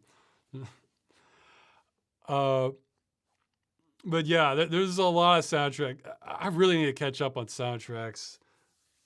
I need to figure out my sorting system so I can go full speed ahead. It just keeps holding me up. So. Okay, there's no people. It's only me seeing the red lines, so good enough. Yeah, somebody messaged me. Yeah, somebody emailed me, and they gave me. They linked to software that apparently there might be an AI that can do it now on a local collection. It'll analyze the tracks and suggest something. So I need to. I need to put a lot of my music through there, and then see how it does. If it does a good job, I'm really gonna start tearing off with rebuilding my soundtrack archive. Because then I can just pick a song I like, or that's about what I like, and then have it form the playlist, and then it'll all be kind of similar. And it's like great, and that'll take like a lot of the thought work out of it for me, which has been the main hang up. Because when I listen to music, like most of the time, I don't even want to think about it. I just want to have like a general vibe or mood I'm going for, and just go through stuff that I'd like. But if I have to like make my own playlist, then it's like it becomes more of like an extremely minor chore, but it's enough to like discourage me from like listening to more music, I guess. So, and I want to listen to a lot more. So I get ideas all the time with music. So, let's see. Yeah, what do you think about games that come with a level editor?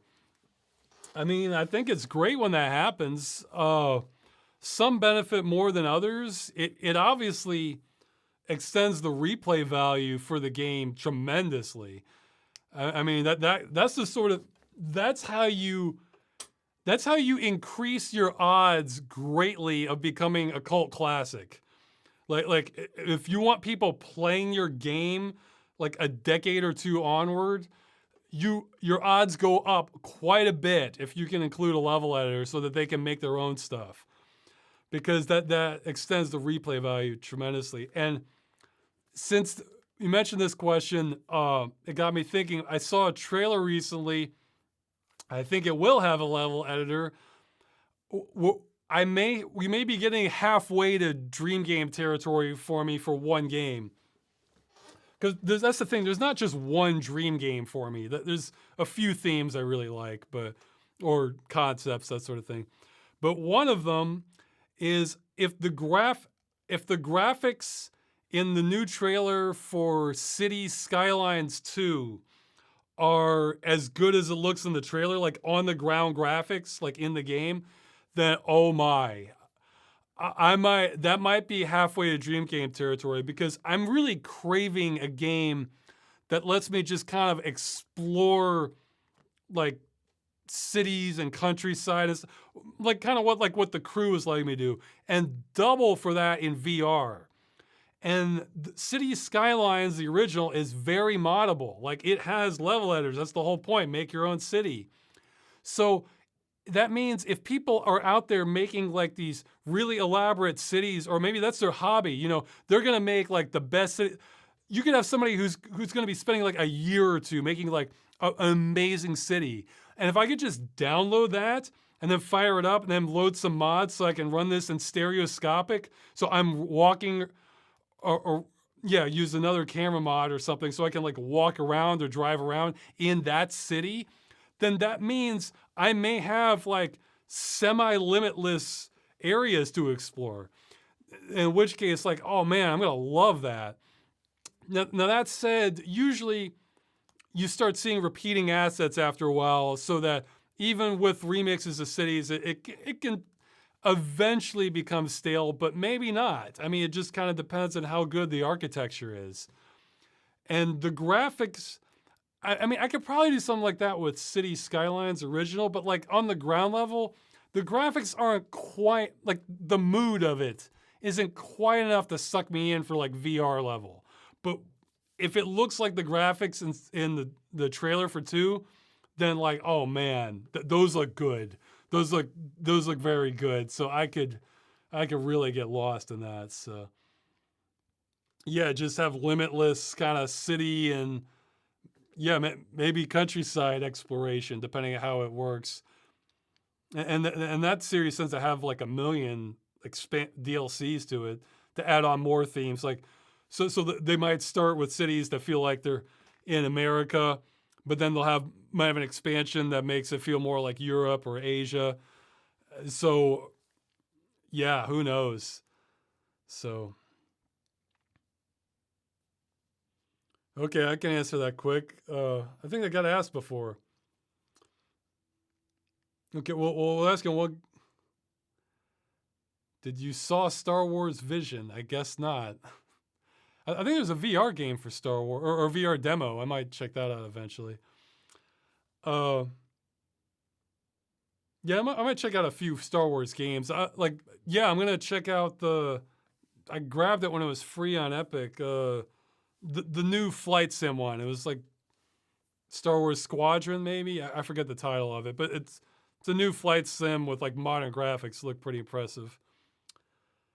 But yeah, they're saying, okay, yeah, the quick question was, I know you don't drink soda anymore, but what's your favorite soda? Well, when I did drink it, I guess it was probably Dr. Pepper or generic brand knockoff that it basically tasted the same to me. So if I were to drink soda, I mean, I like cream soda too. It was tasty. But I'm trying hard to stay off sugar. So it's for multiple reasons, even though I definitely miss it. I probably have an addict's brain. Like if you did a brain scan of it, when it comes to sugar. So let's see. Is phone connected to external display and keyboard the next evolution of personal computing? Display and keyboard being either laptop-looking shell or the desktop peripherals. I mean, maybe for some people. I would think. I mean, I think it depends on how much you want to get done. If you're doing a lot of work, you want a bigger screen than a phone.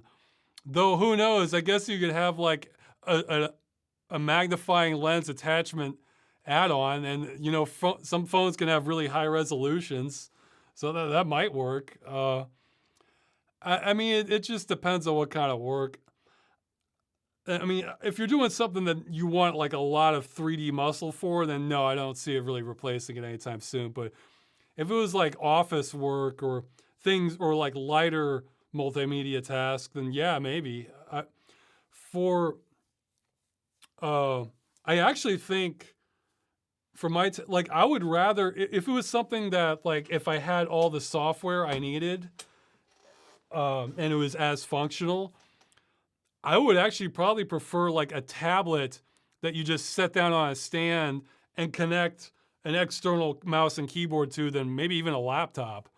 Because I felt like I never really liked the form factor of laptops. It always just felt kind of off or cramped for me. I hate the sort of, geez, I forgot the name of them. What were the trackpads?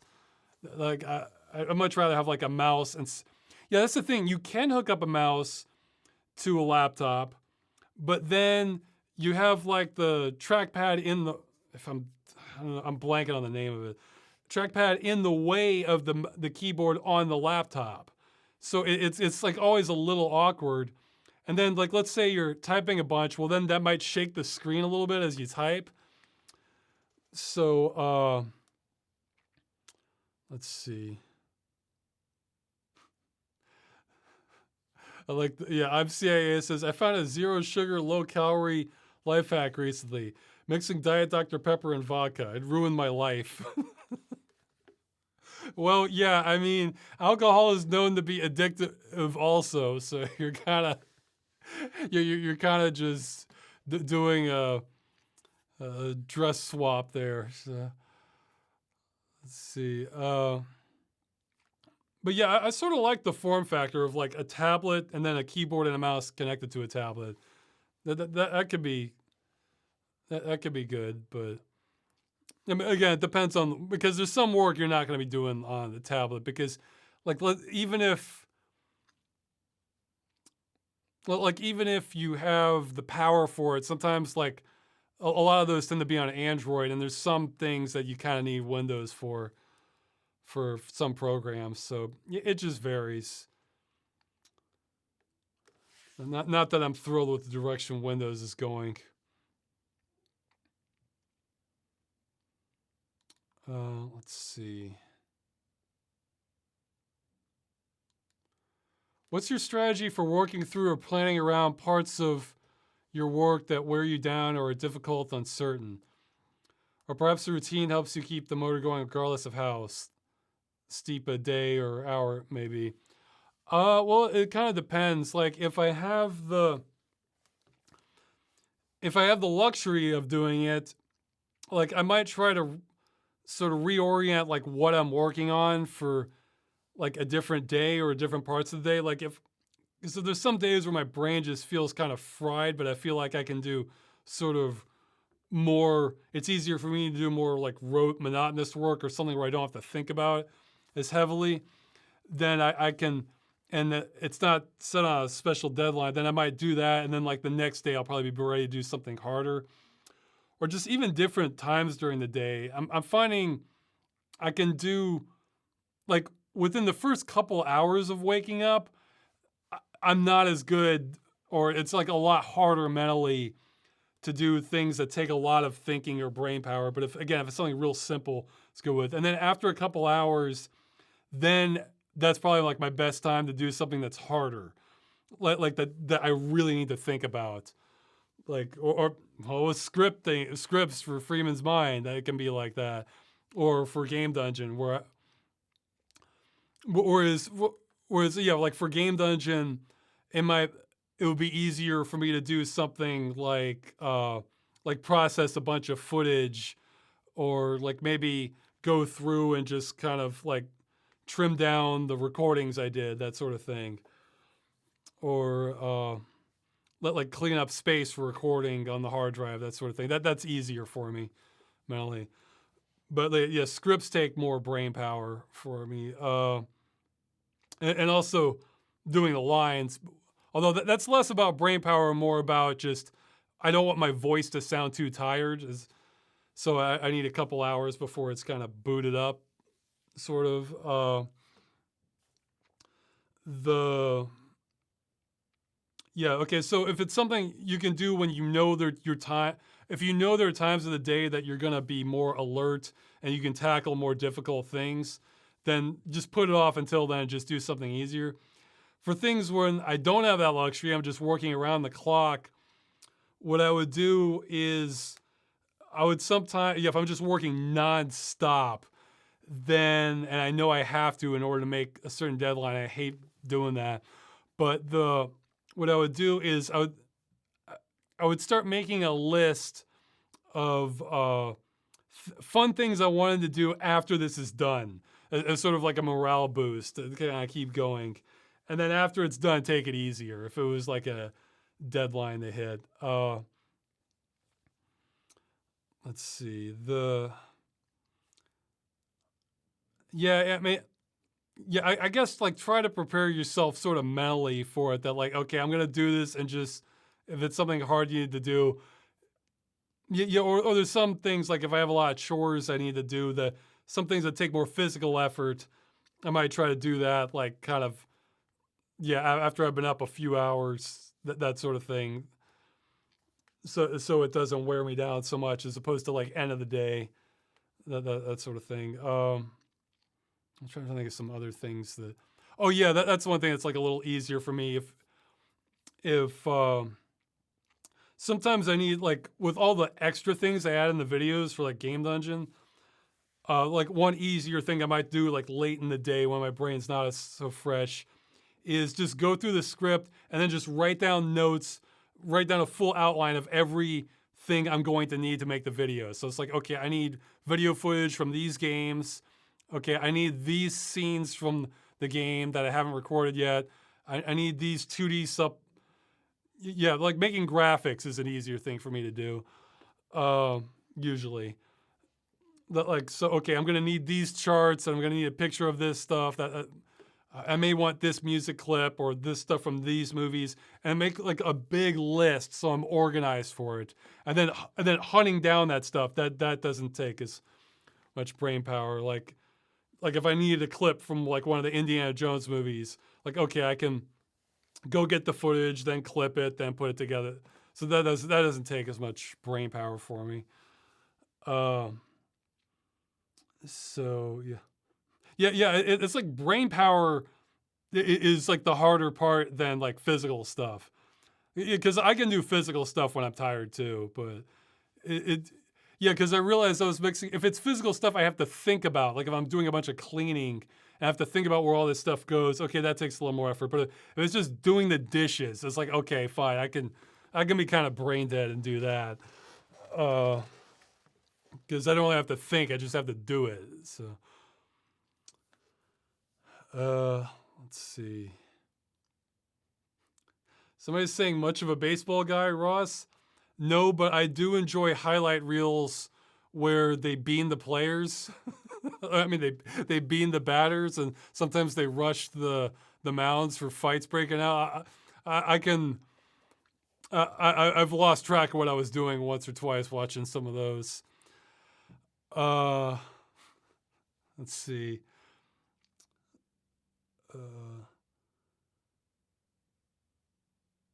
Oh yeah, did you ever find the video of the guy planking on a moving ski lift. No, I didn't, though feel free to send it to me if you think you've seen it before. It would be years back. It might be, well, it would probably be a few years, well it's whenever planking was a fad. Like, I mean, I'm sure you can figure out what year or years that was. So it would have been at the height of the planking craze, probably. So, yeah, feel free to hunt for that. I mean, I know it. I know I saw it, but and that one left an impression on me. Yeah, I got lucky that in the Conquest Earth episode that I was able to find that ATV footage because I spent more time searching for that than I wanted to. But I was getting close to giving up. I was like, damn it, this would be perfect because like, you know, we see the tanks running into each other in the footage. So I was thinking that reminded me of that footage where the ATVs just ran right into each other. So 100% preventable, you know. Man, I got lucky that I found that footage. So I almost didn't. Let's see. Has anyone read the script for your movie except for you? One other person who's actually an author who may or may not be able to help me. We'll see. I want to keep it a surprise who it is. They actually have some name recognition in other areas. They're one of the few people I've talked to that you could argue they're a celebrity of sorts. It's like most people would never heard of them, but if you're into this specific thing, you would have heard of them. It's because I read one of that they had like a novella that they wrote they wanted me to look at. Apparently they were a fan of Game Dungeon, and I read it. And I really liked aspects of it. It had like it felt the style. Well, it's a man. The style this guy had was, I feel like the missing piece that I think would make the movie better. It's like a style I like, but I'm not necessarily the best at. So we'll see if they have time to help me. Help me with like some of the holes in the script, but because I feel like I'm stronger at some areas and like weaker in others, but I feel like I do like this area I'm a little weaker in. So whereas he had a natural knack for it. And I have told a friend of mine since high school the basic plot of the movie. So he might have forgotten by now. So, but yeah, other than that, it's pretty close under wraps. Let's see. Oh yeah. Yeah, this is a question I might have to give a short version. They're saying in the Arcade America episode, you're interested in more stories of bad politicians. And they're saying George Santos definitely fits the bill. I heard people talking about them, but I don't know the details. Apparently did like lots of cons and lies or something. Let's see. So yeah, I'm afraid I'm behind the times on that. That's certainly not the sort of political news I follow so much. It's the stuff that like this is gonna make a difference in 10 years. I was just sort of in the right place at the right time with the Derek Shepard one. But yeah, I had a runner-up candidate for that. I had to look. Let's see, I wrote it down. I forget their name. Yeah, okay. The runner-up candidate I had, it's not that they did the most like out there stuff. It's that they made up for it in quantity.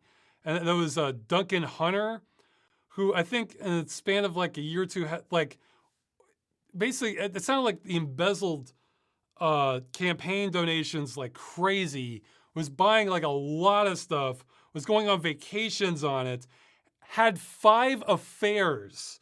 So yeah, this guy was busy. And then like for one of them, well, yeah, and then like for like he was racking up so many expenses with the campaign money, and for one of them, I remember that stood out was he paid, I think it was $600 to fly a pet rabbit to a location. Yeah, and Yeah, when I told Magda about this, her reaction was such that I was even gonna. I mean, I decided I wasn't really gonna go down this route, but if I was gonna have this in the video, I was gonna give her a cameo where she was gonna say what she said to me, like, the rabbit is innocent. Don't blame the rabbit. Like that was her thought. Those were her thoughts on this. That she wanted to defend the integrity of the rabbit involved in all this. So, yeah. I remember there probably. I think there's more things I'm forgetting. But yeah, Duncan Hunter is who it was, and because there's something that, because this is having affairs, embezzling money. That's all pretty typical politician fare, but like the quantity made up for it. I remember. So, um, yeah, I haven't. Yeah, they're asking for more details on this. I haven't followed this sort of thing as much because I feel like a lot of the antics of I don't want to go too deep into this one because it could go all kinds of places. But I feel like the antics of politicians we're kind of drifting over. We're trying to drifting away from funny and more into scary when you look at like the consequences of some things, and then it's like, geez, this is like this isn't even funny anymore. Like this, like for some things. So I'm not gonna get into details on this, but like that's kind of why I kind of dropped that to some degree. Or either scary or incredibly depressing because of the consequences. Whereas, like what Derek Shepard, like the scandal was he went and visited like his ex-girlfriend, like punched her, stole her phone and $100, and then when like the cops went to arrest him, like there were strippers over there like giving him a lap dance, and he tried to like sneak them out the back door. I mean, it's like this is like, yeah, this is quality material for if we're writing about our politicians. Like I can work with this. Yeah, like I think I heard before, like there was an interview with like the director of Cops and like the show, and there was asking like, why didn't you have more white collar crime on the show? And he was saying he would love to, but the thing is, a white collar criminal is less likely to like take their shirt off, run from the cops, like throw a beer bottle at them. So that kind of sort of thing is going to make much better television, you know, if you're going for these kind of like like lower common denominator things where you're more likely to get you're going to have a more exciting show, whereas it's going to be much more it's going to be much drier having like most white collar criminals or like arrested and showing that process. So it doesn't make for as good TV and entertainment. So it's kind of along those lines. So. And see, that's an excellent question. Did he pay the strippers with the $100 he stole? I don't know. It certainly seems plausible. Yeah. So it's yeah. The entertainment value comes into consideration with this sort of thing too. The vast majority of my videos, I want people to have a good time watching them, you know, as much as I can. So, oh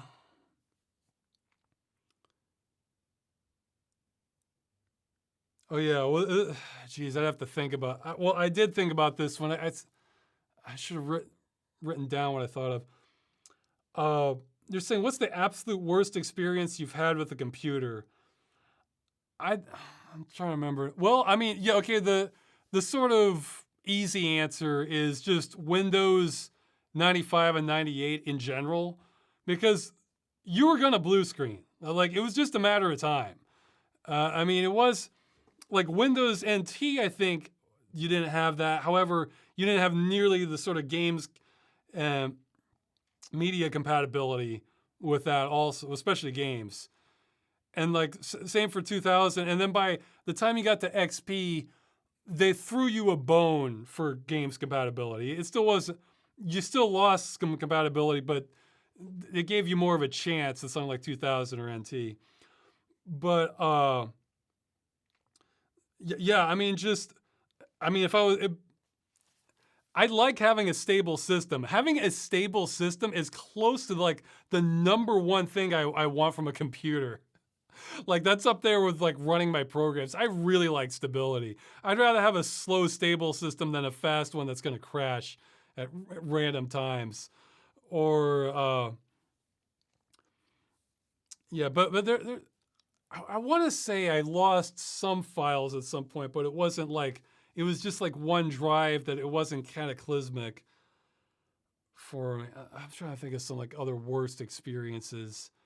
Well, this one's really minor now, but it's sort of come back. The Where every once in a while it seems like a USB port at random or it cycles based on factors I don't understand will be bad, and then it changes which one. And I hate that's been.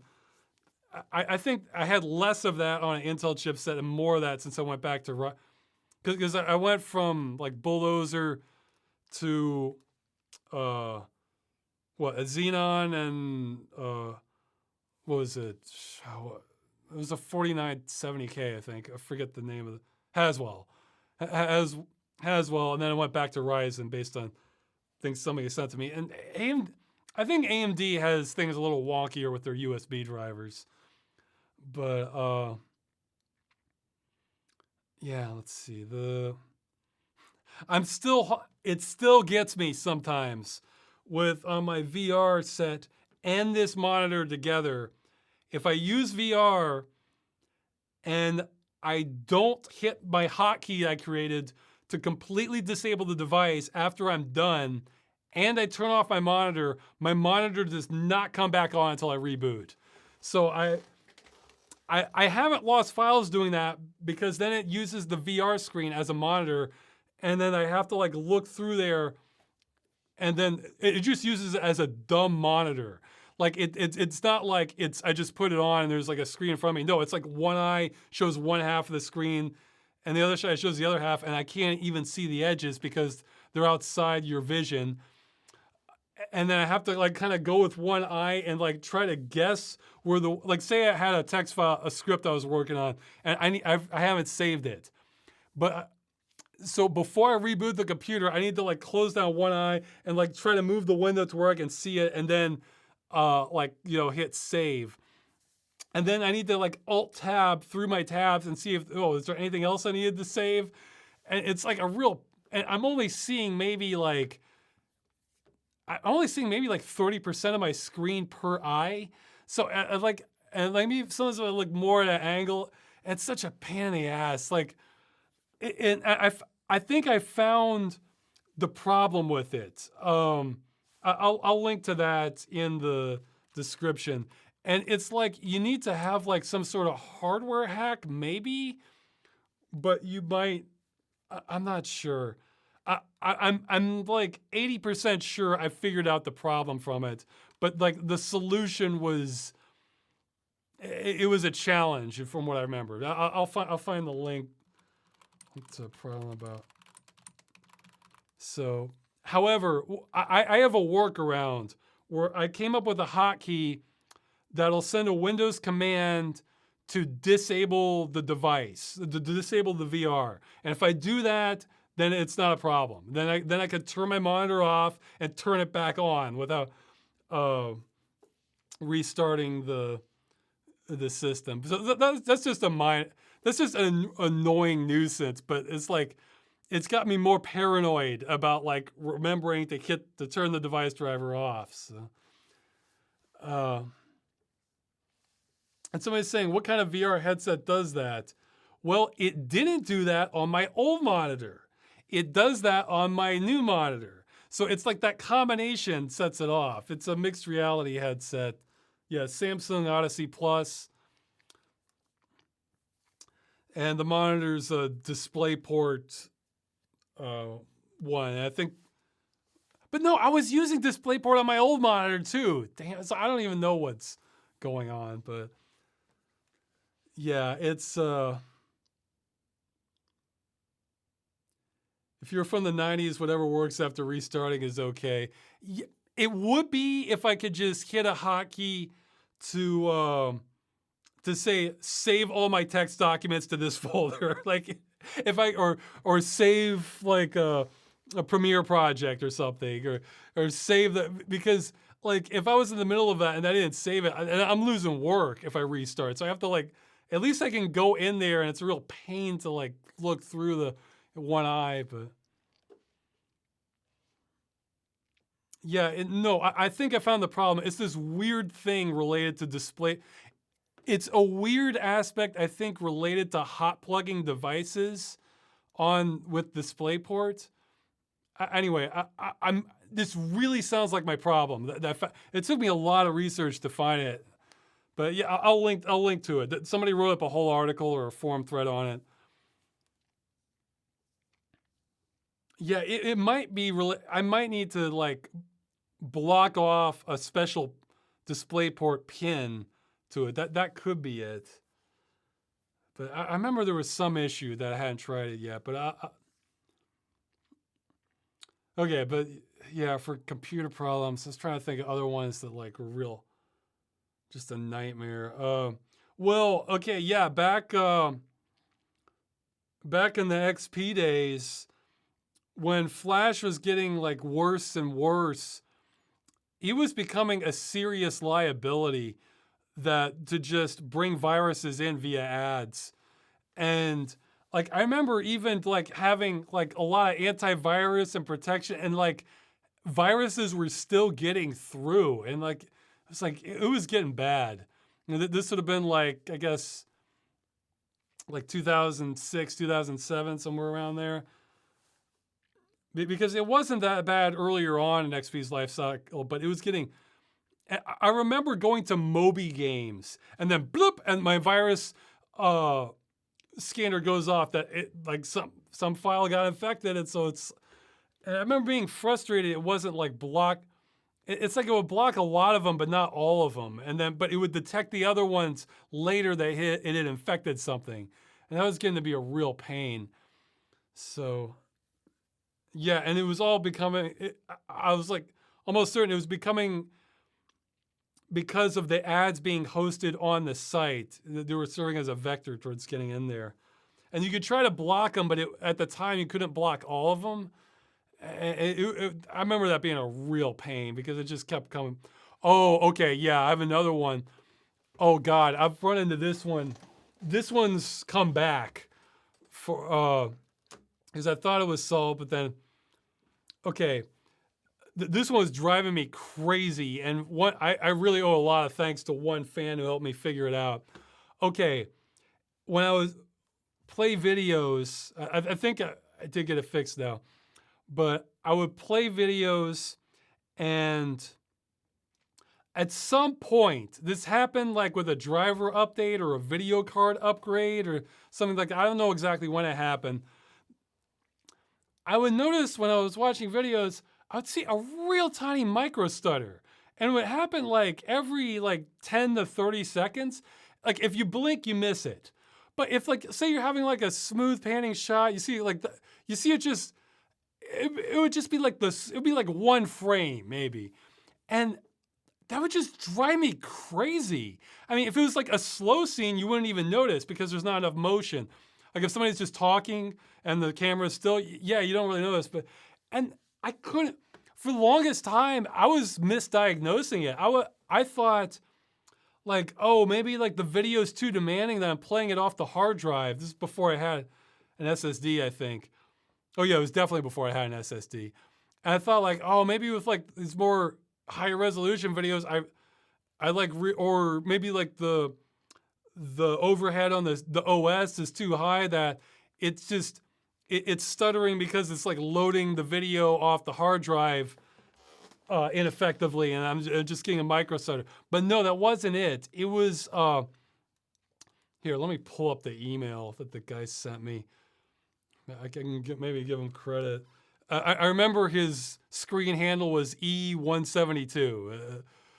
Let's see. I'm trying to remember the words to find the email. But solution was to use a different renderer, but there's like a few different. It wasn't that simple. There's like a chain of things you use for video rendering.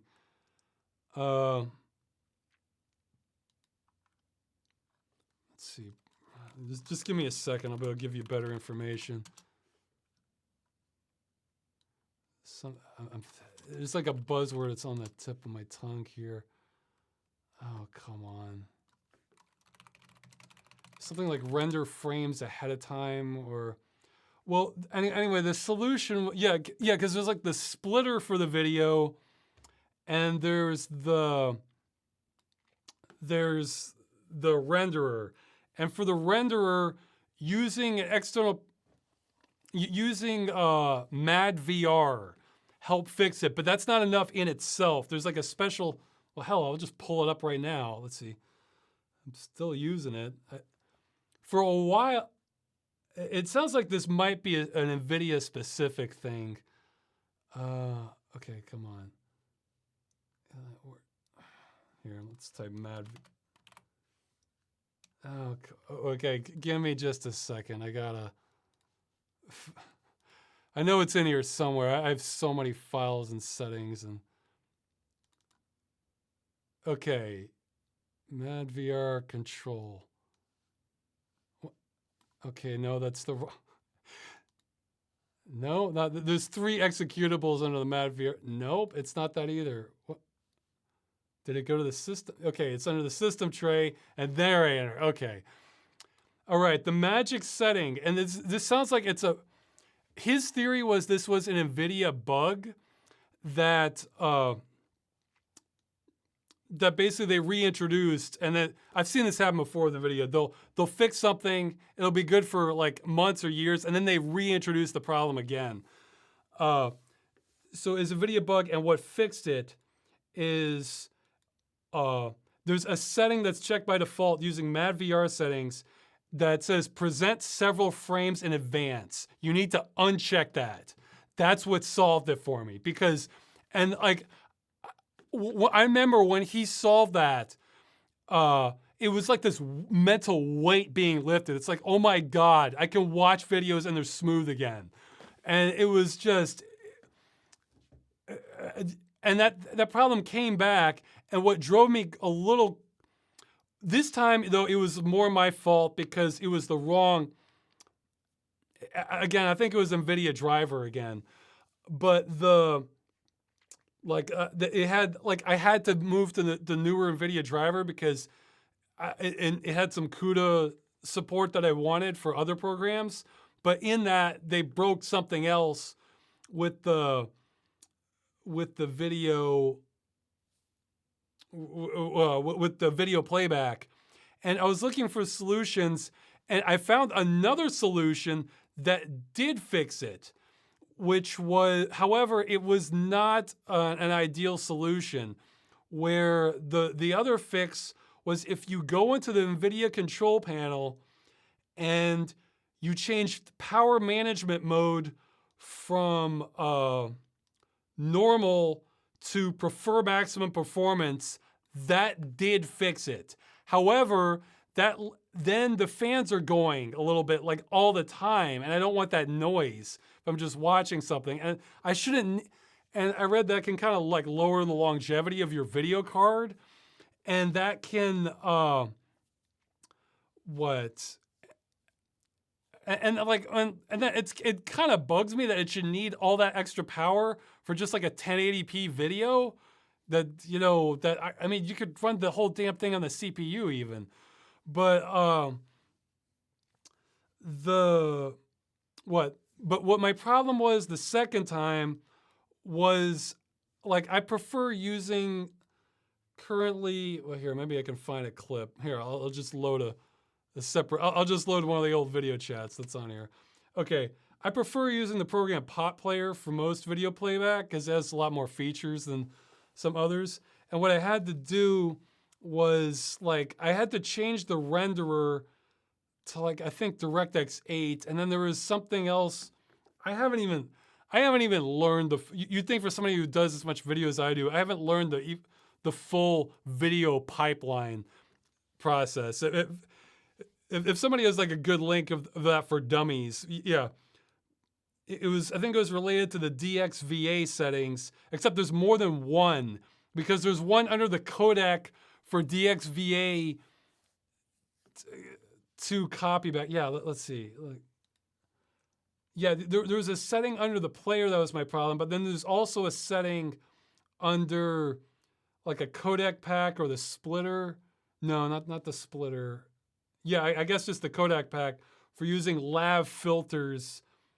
Like, I think if you have no idea what I'm talking about, you can imagine my frustration having to search through like 12 layers of this crap to just watch the video smoothly. That's all I wanted to do. I just wanted that micro stutter to just not be there. So, yeah. Okay, yeah, it was for hardware acceleration to use, and then there's some default settings. There's like none, DXVA2 copyback, DXVA2 native, Direct3D 11, NVIDIA QVID, and Intel QuickSense, which, I mean, my current CPU doesn't have that, so I still have to use that one. But it's like, good God. And then you have to like connect the filters sometimes. It's like, it shouldn't have to be this way. I think if I was gonna put the blame on someone, I think it's like 90% NVIDIA on this one. So if you have an AMD card, you may just not even have to deal with any of this crap. So I don't know. It's okay. Somebody's saying, gotta respect Microsoft for just making a completely stupid video player that figures out smooth playback on its own. Well, see, at some point, it was fixed. I didn't even do all this crap again. I just got lazy. And then it came back for me. So, and see, I bet this is one of those problems. This is subtle. Like the problem I'm talking about, it bugs me because I'm like real focused on the video. I would bet if you didn't say anything to them, 80 to 90% of people wouldn't even notice it's happening. Because it's that subtle. It's just like, it's very quick, that micro stutter, but it is there. It is totally there. So, yes, somebody's asking if there's going to be a new episode of Freeman's Mind too. I mentioned at the beginning that's almost certainly going to be the next one video. So, it's going to be like one of the longest ones so far. But yeah, God, that was driving me crazy with this problem. So.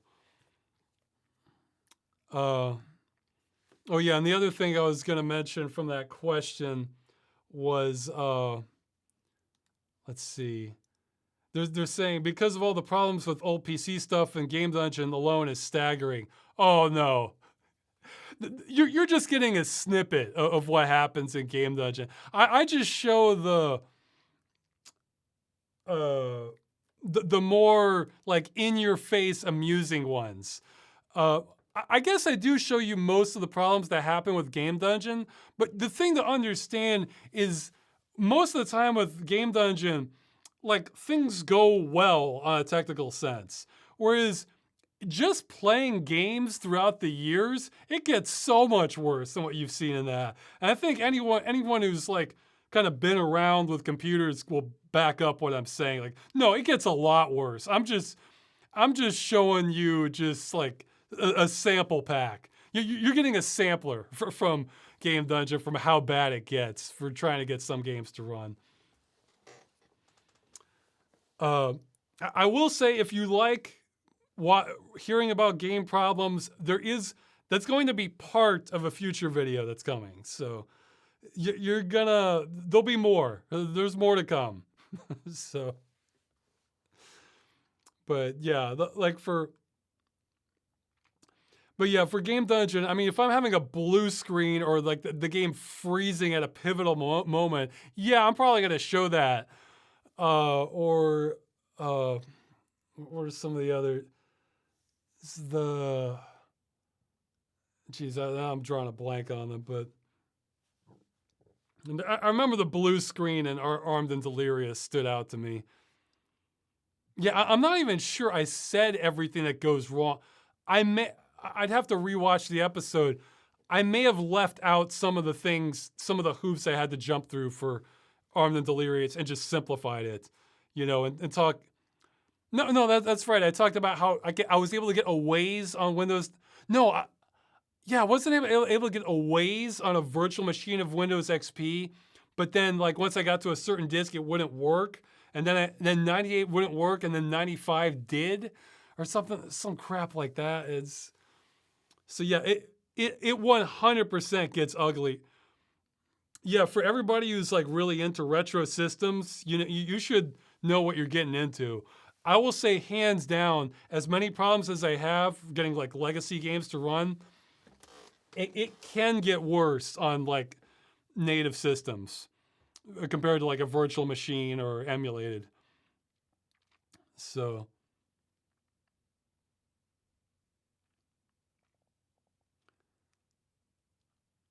let's see. This is a good comment here.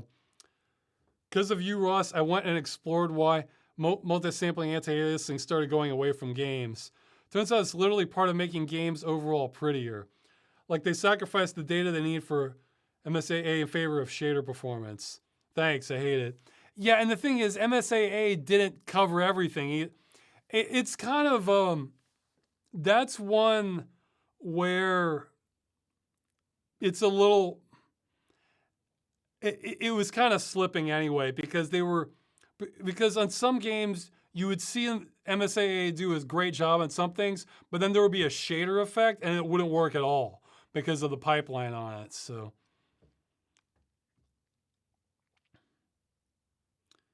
yeah, and yeah, I am still in Ravenholm and Freeman's Mind. Again, I think people might be a little disappointed just because that's supposed to be the big, spooky, scary part of the game. But I'm trying to play as Freeman, and man, compared to that helicopter, that's just a walk in the park. That helicopter was just torture for because I have to pretend that I'm dodging every bullet to the head while it's spraying me, and that they're just absolute torment. And so Ravenholm is downright calm compared to that, but it picks up some. So,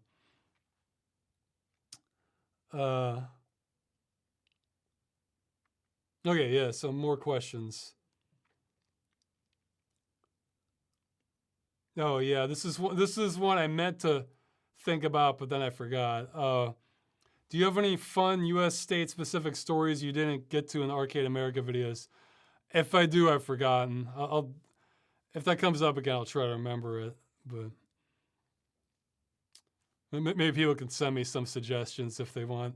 Because I realized Carnival sort of got a bonus one with turning the river pink or something with the dye that spill. That was pretty good.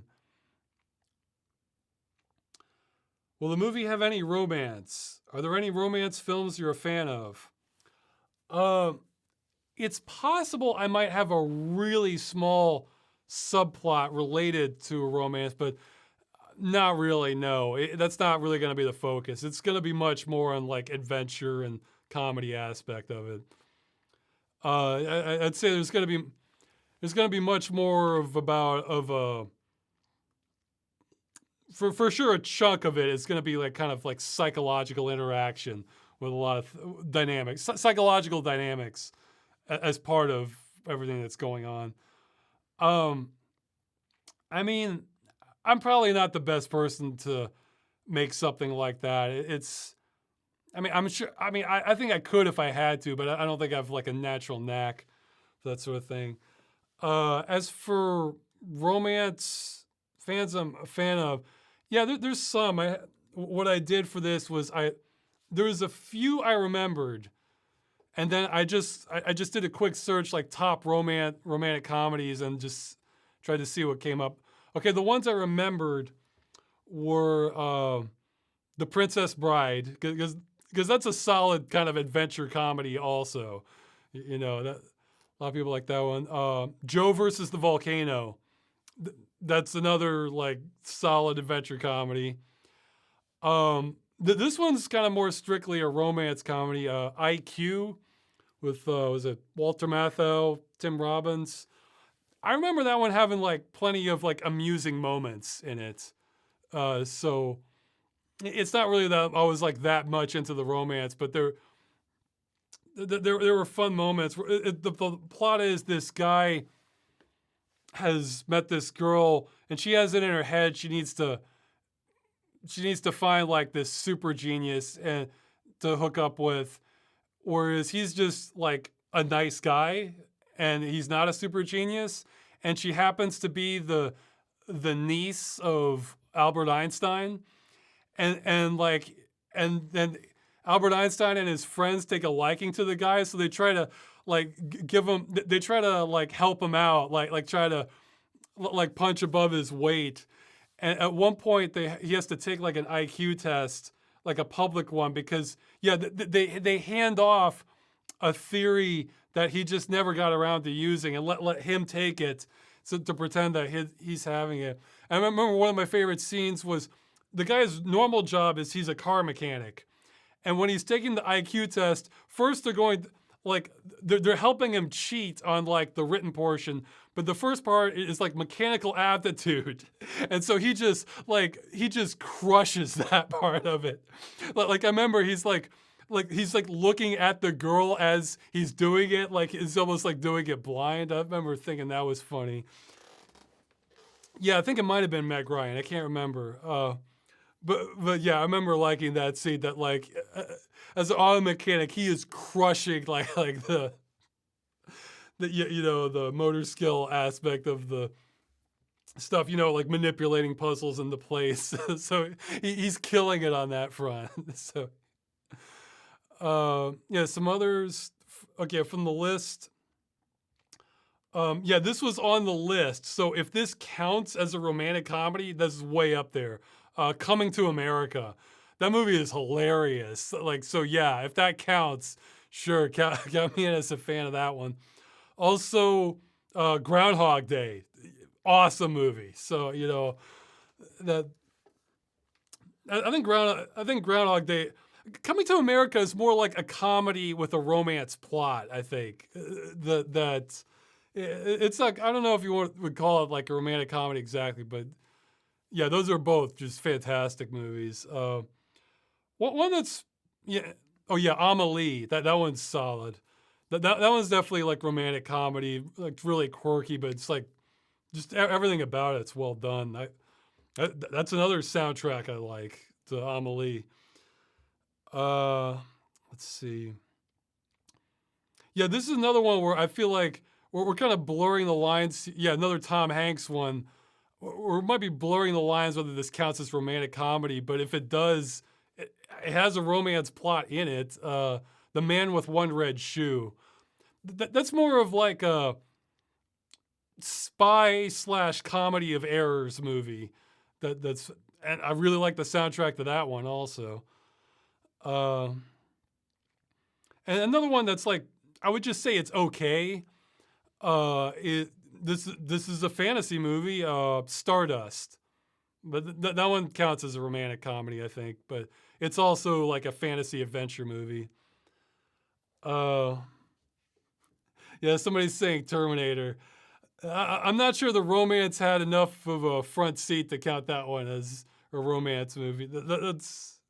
That's a romance movie second or third. So, but let's see. Yeah, I guess those are the main ones I have. So yeah, I'm not really into like romance movies for their own sake. It's usually all the ones I like that they have a lot. There's a lot of something else going for them as another kind of movie that I appreciate. Uh, yeah, I guess yeah. So some of those clearly qualify as like romantic comedies or romance movies, but tr- trying to remember some other ones. Oh, somebody's saying, "How is that Polish donut holiday for you?" I'm clean right now. It's like saying, "Well, yeah, I guess yesterday, huh? What, that's like asking an alcoholic, oh, how was St. Patrick's Day for you? So it's like they may not want to think about it too much. That's where I am at the moment. Though I might try to cheat and like, yeah, because like everybody wants to hear about diet info, but I might, there might be something I can cook that might give me some of the high from donuts without, I mean, it won't be sweet, but I was thinking like on foods that my skin reacts to less and are generally healthier. One of them that comes up is that's like generally okay is coconut flour. And for my skin, another one is olive oil. So I was thinking maybe I could try to figure out how to make like some sort of fry bread out of those two that might taste okay. And that would be like a genuine treat compared to what I'm eating a lot of the time. So yeah, I'll see. Well, okay, I'm not gonna get too much into like my general health and diet stuff. I'm probably not as much of a fun topic to talk about.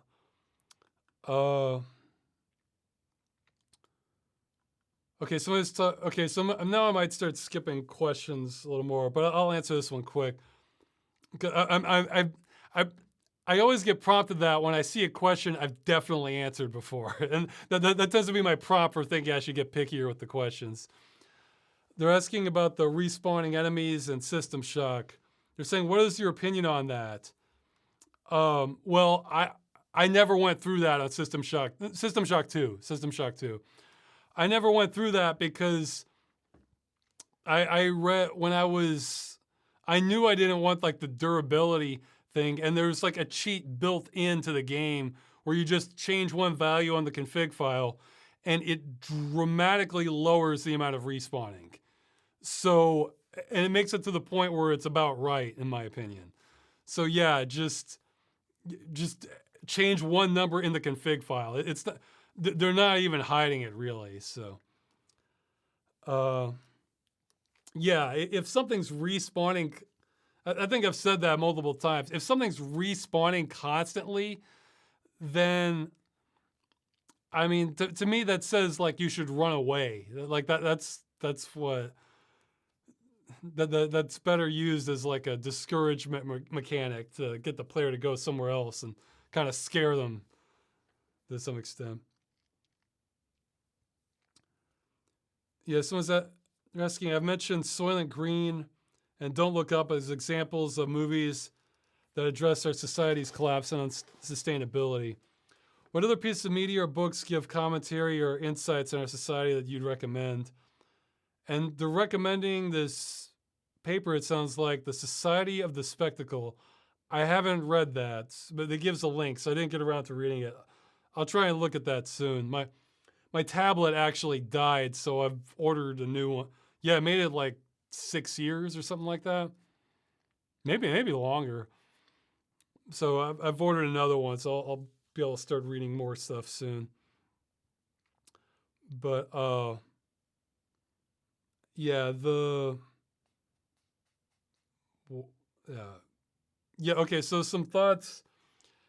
I haven't. Well, okay. Some of this ties into a future video I might do, so I'll leave out some of it.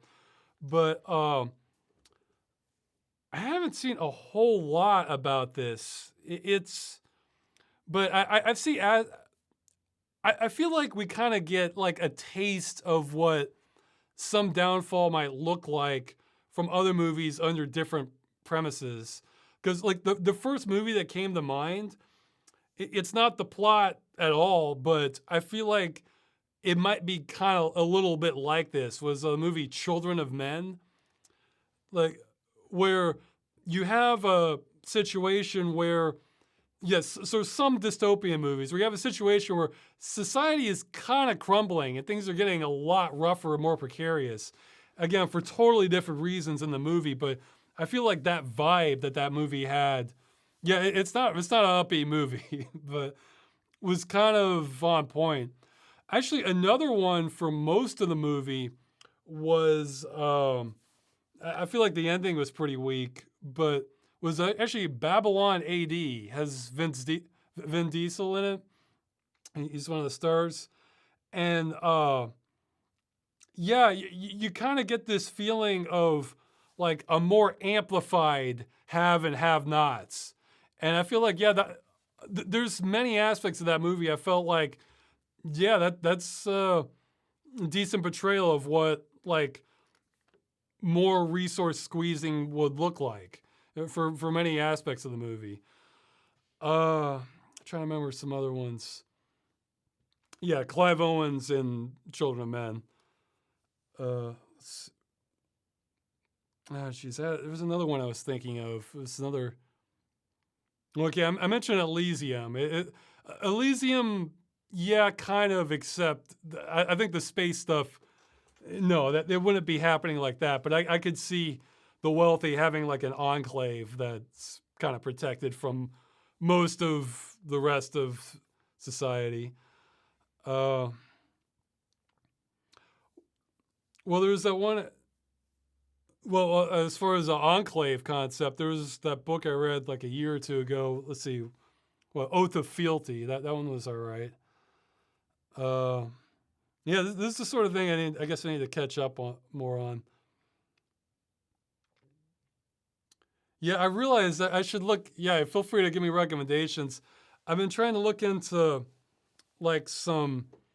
I was on like this pattern of like looking into books that might deal with global warming as like part of the science fiction theme, and I realized maybe I should look into ones that I'm sure there's some books about there on ones that deal with like an economic collapse as part of like as like the main sort of science fiction event, because I realized that one might happen first. Like, I mean, global warming is kind of ongoing, but like the harsher elements of it, I could see an economic science fiction. I find that interesting. So, or I could find it interesting depending on how they did it, because that would affect a lot more things than you might think.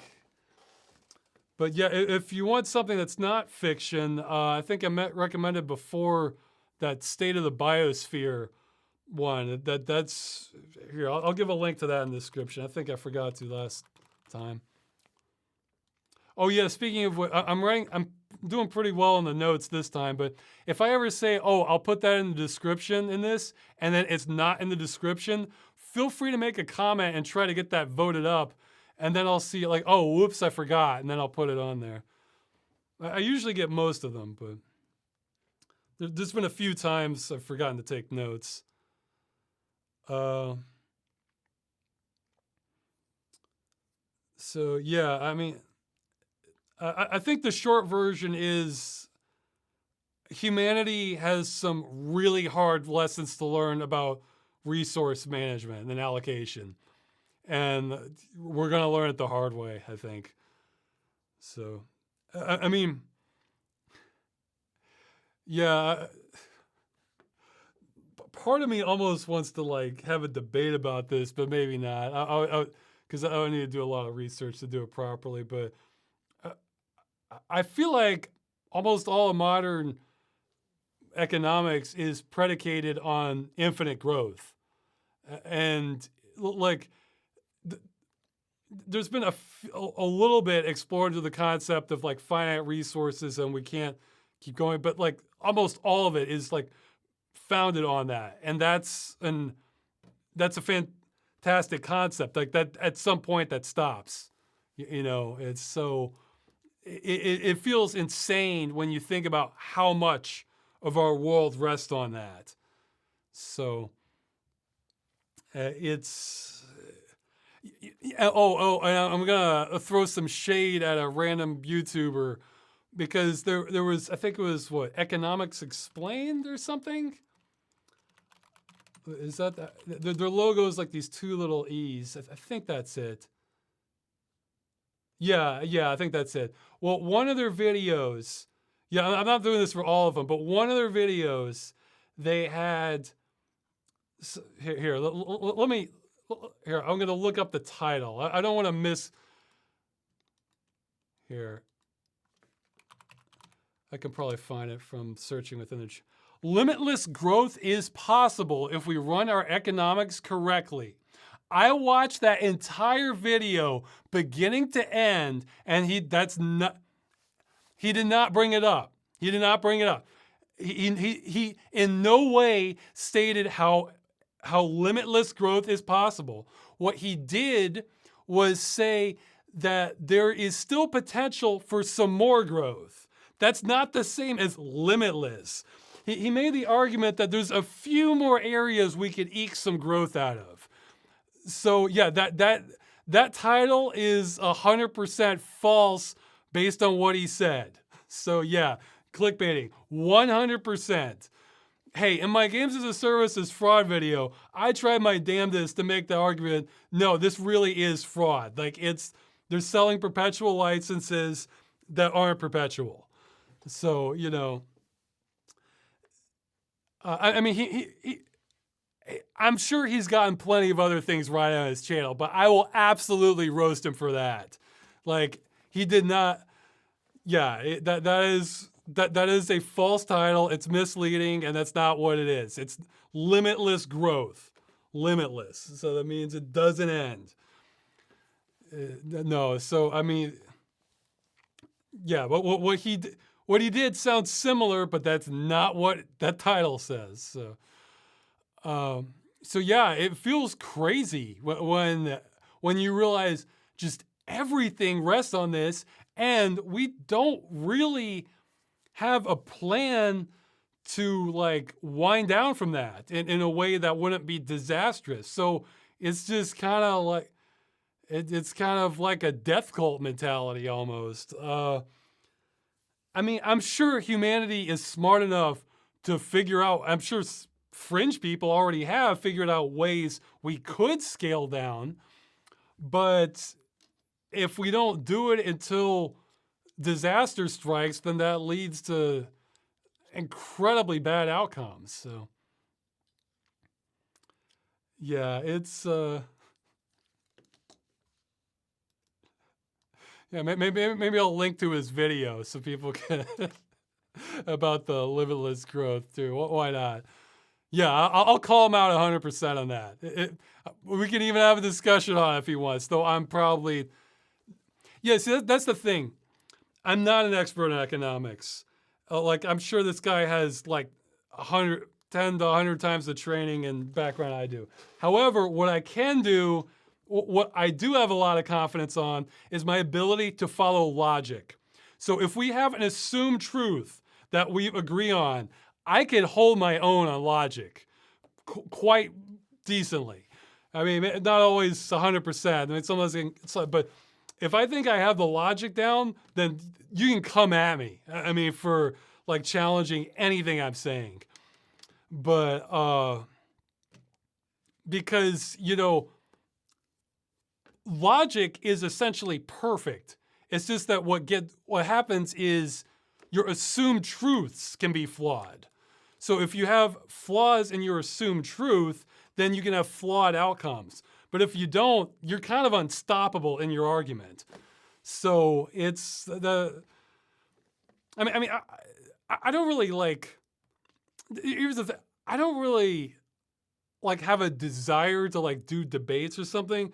However, if I see a point that I think is false, like repeated a whole bunch, and I feel like this just doesn't hold up against logic. Like if you just go to its core and try to distill the core point and that this is a flawed premise, then it's like part of me wants to push back against that. So that's the only aspect of it. So okay, yeah, I'll link to it right now in the chat if you want.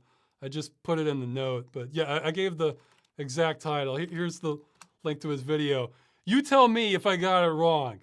Yeah, because sometimes I miss something and I just made a dumb mistake and I missed a sentence, but I'm saying he did not, his entire title is false. If we're going through it literally, limitless growth is possible if we run our economies correctly. That's a tall order.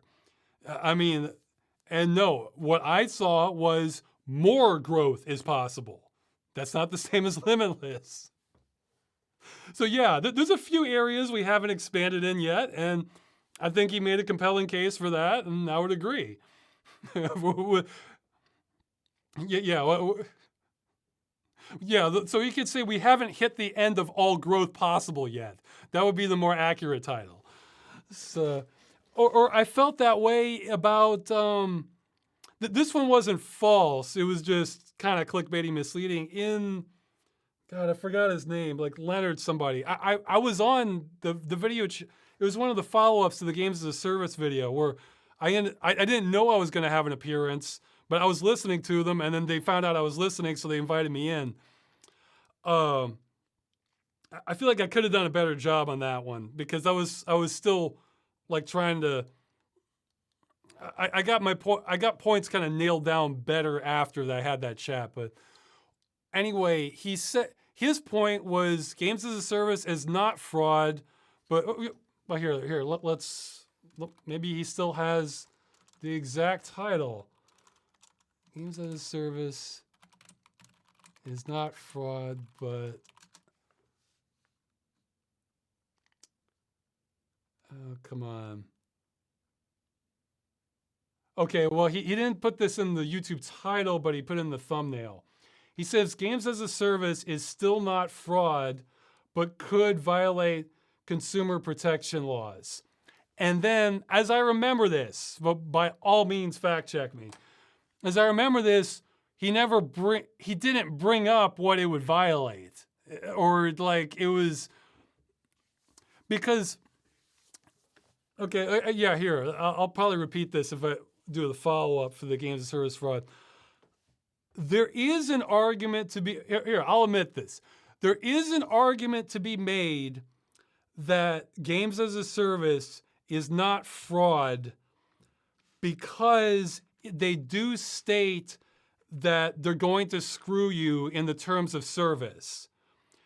So, but we're getting into really weird territory. This is like Schrodinger's cat level stuff where, okay, so they're saying that they can revoke it at any time, but then they're also saying they're selling you a perpetual license.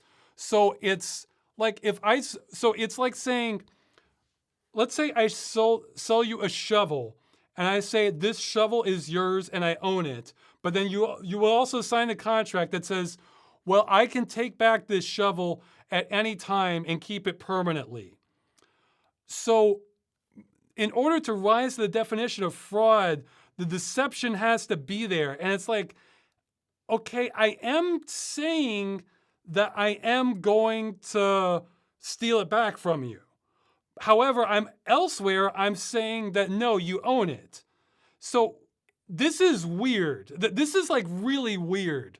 So I can entertain the argument that is technically not fraud because the deception is too blatant. Like it. However, it's like if we're also, you see what I mean? This is like, this is, it feels, this is really weird. It 100% feels scammy, and it's kind of debatable as to how fraudulent it is, if you see what I'm saying. It's like doublethink. Yeah, it's more like doublethink because it's like saying, yeah, you own it, but I can take it back at any time and keep it forever. Well, that's not really ownership. That like that's or it's so.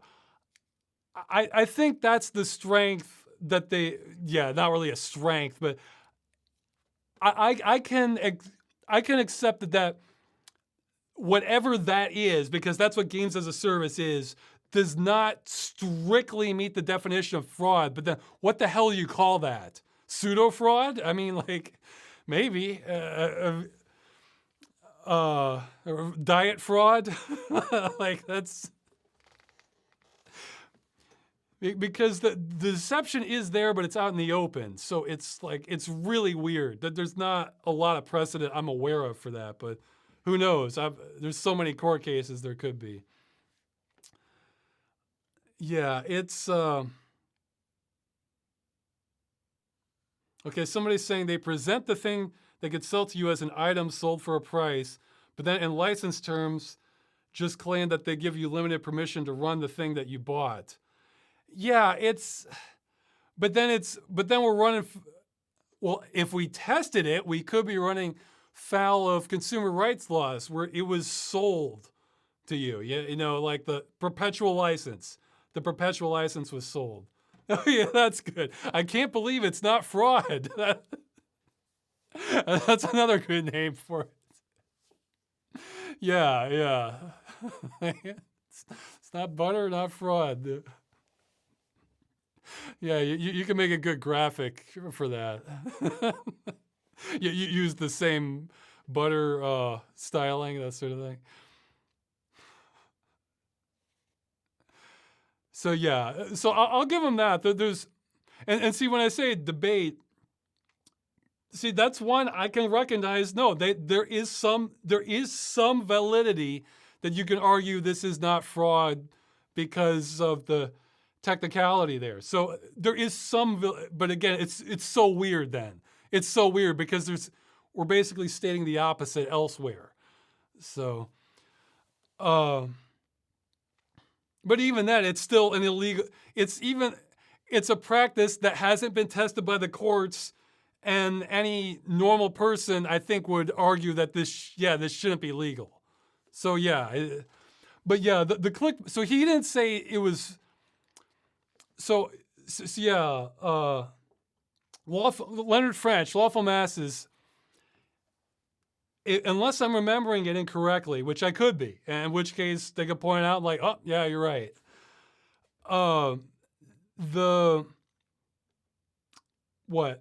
That part where he said, but could violate consumer protections, that is technically true, you know. However, I felt like it's misleading because I don't remember some solid consumer protections he brought up in that video. And I remember hoping he would present some. So maybe I missed it. Yeah, that's the other thing about a debate is I may not be the ideal candidate. Well, one, because I'm not necessarily the best at thinking on my feet. But the other is, if you bring up a bulletproof point and I realize like, oh wow, they're right, I will switch my position immediately. Like, so it's just, it has to be bulletproof. But if I realize, oh wow, this person is right and I'm wrong, I got this aspect wrong, now I need to rethink how many other things I concluded from that are still applicable. Does that change everything I said? Does it just change some of it? So yeah, I'm someone that, like, if I have it wrong, you could 100% win a debate against me. Like, and I'll admit, yeah, you won. I screwed up. Sorry, everyone. So, but it has to be really solid. I mean, logic or evidence wise. Let's see. And I was gonna say, you don't normally see that kind of stance in debates. So, like, I'm trying to think if I have seen that before, where they realize, oh wow, you're right, I got that part wrong. So, I've heard that can kind of vary on your personality too. So, let's see. Okay, yeah, I got sidetracked by the questions here. Okay, I should pick it up a little more. Oh yeah, this was one I didn't know how to answer, but then I had the perfect answer. What are some of the little things you do that you think reveals a lot about who you are? What are your tattoos? That's the great. I feel like that's the easiest answer. What are your tattoos of? I think that reveals a lot about who you are. Okay. Let's see. Oh yeah, somebody's mentioning. Here, I'll link in the chat. But they had it in the Reddit. They have a video showing somebody build a functional VR exoskeleton, so they're more mobile in it. I'm putting that in the chat there for the link that they gave. I think that, it's assuming my clipboard didn't screw up and that's not the old one. uh, the previous link. I think that's pretty neat and interesting. I'm interested where it goes. I'm sort of trying to taper my expectations for VR because I still get like a thrill out of seeing worlds in 3D and just moving around in them. Obviously, walking around in them will be better. It's just that like the more you sort of set your standards even higher than that, the less experiences you're gonna have, and it gets more expensive and trickier to do. Yeah, like I will say one of my long-term goals, I don't know if I could do it in this apartment because I think I would need like better ventilation or something. I would love to have one of those like 360 treadmills where I could just like walk around in VR space. Assuming I don't get sick though, because I may or may not. I don't know. But if I was like to do it a lot, I think like the air would kind of get like thinner inside the apartment. And I would get kind of lightheaded. So it would, like I have once or twice already in this chat. So it would vary. So that might be the sort of thing I might have to like actually have like a larger room for with better ventilation. But yeah, I would love to walk around just all these locations in VR. But it's still fun just moving around on like a keyboard and mouse in the sort of 3D theater mode. That still gets a lot of wow factor out of me, personally. I notice for some VR people, they need everything. Like I know someone who basically says anything less than Half-Life Alyx is just a disappointment for them. So I'm thinking, oh, that kind of sucks because then they're missing out. Then they've ruined it for themselves. They ate their dessert first, you know. I think I heard that they're still really hungry for that, and I think I heard Boneworks might be the best fix for them if they really want something to be as good as Half-Life Alyx. So. Oh yeah, somebody's talking about jog every day. Yeah, if you're gonna jog in the 360 treadmill, then you really need to have like good airflow because then you're gonna be using up air a lot faster in the room. So let's see. Oh yeah, well this is a decent question, so I'll try to speed around here. Do you think there's scientific questions about humanity that should just not attempt an answer? And he gives several examples. Or she does, I don't know. Time travel or faster than light travel and the paradoxes that come with it. Yeah, if I was concerned about us being able to change the past, then yeah, I guess that would be a problem. But I'm not really worried about that. So go ahead and do all the research you want on that. Human genetic engineering and eugenics, and they say they're autistic and have ADHD, and people might try to weird out things like that. I think I see a lot more positive than negative from that. I think we would just try. Yeah, I guess you might get weird if you're having parents who want like designer babies and then you're trying to like boost genes that might actually be problematic or detrimental or we can't see all the consequences of. However, if it's stuff that's like avoiding, yeah, I realized on one of the last chats, I realized I was mixing up talking about eugenics with gene editing.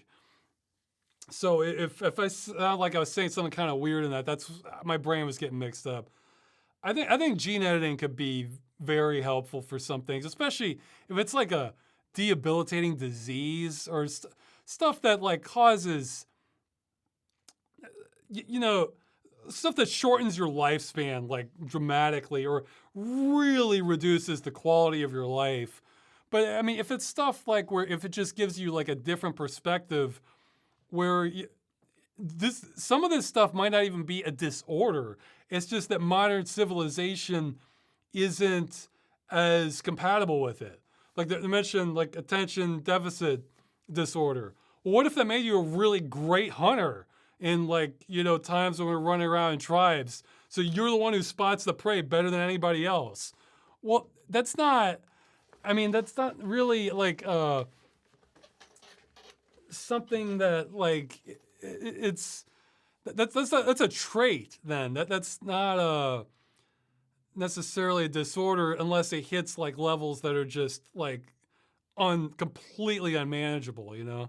And then even then, maybe treatment might be better than like trying to like weed that out of the gene pool, you know, because look, I just said I wasn't as quick as thinking on my feet as some people. Some people are amazing at that, or you know, really great at improv. But maybe I have better long-term concentration than they do. So it's kind of you know, that's different traits. But I think there's some things that the like 99% of people would say stuff like some diseases. Okay, one just popped into my head. Like let's say sickle cell anemia. You know, ones where you just it's like pain. The blood's like painful for you. Yeah, we don't want people to, like suffer in life. So yeah, the things like that. I think it totally makes sense. So if it's something you can get 98, 99% of people to agree, yeah, we shouldn't have this, then I think you're probably pretty safe territory. But if it's something like 50-50 or 70-30, yeah, maybe not, you know, something like that. I think if people can say it's torture or beyond a doubt shortens your lifespan, then yeah, maybe we should try to edit that out the best we can, you know, for future generations, to be 100% clear. Obviously, I am. You can assume anything I ever say, I'm never for like extermination of people. Okay, just because I realize, oh wait, the internet's gonna try to grab me on this. So you can always assume that on me. So yeah, so for future generations, you know, make. Oh yeah, if Earth is home to the only civilization in existence, see the dark forest hypothesis. We don't see evidence of aliens because they're all hiding from the dangerous ones. Yeah, that one's possible. However, I mean, I'm willing to side on. I'm willing to go mad scientist on that one and roll the dice that you know we're not going to have to worry about that one. But that one. That one's possible. That one's within the realm of hard science fiction. You know, that, yeah. It's like, oh, in civilization, let's go plunder their resources then. So if another race could do that. But I think we probably don't have to worry about that one because, well, I mean, maybe. I mean, speed of light, things get iffy.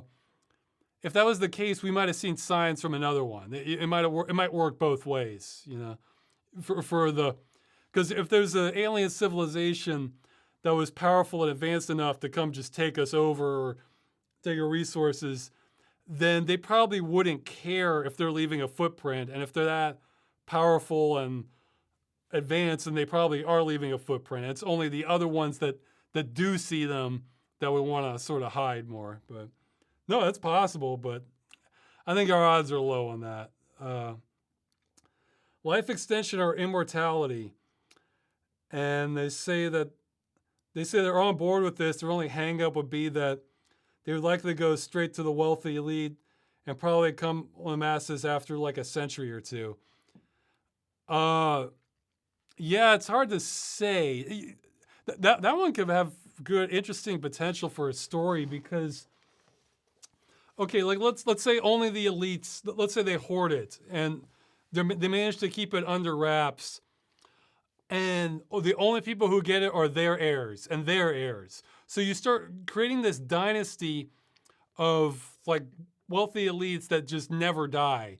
But the thing is, they get bigger and bigger and bigger, and so then I think that might destabilize society in and of itself because what a lot of elites, I guess some of them don't know it, but what a lot of elites do know is that they need people to do their work for them.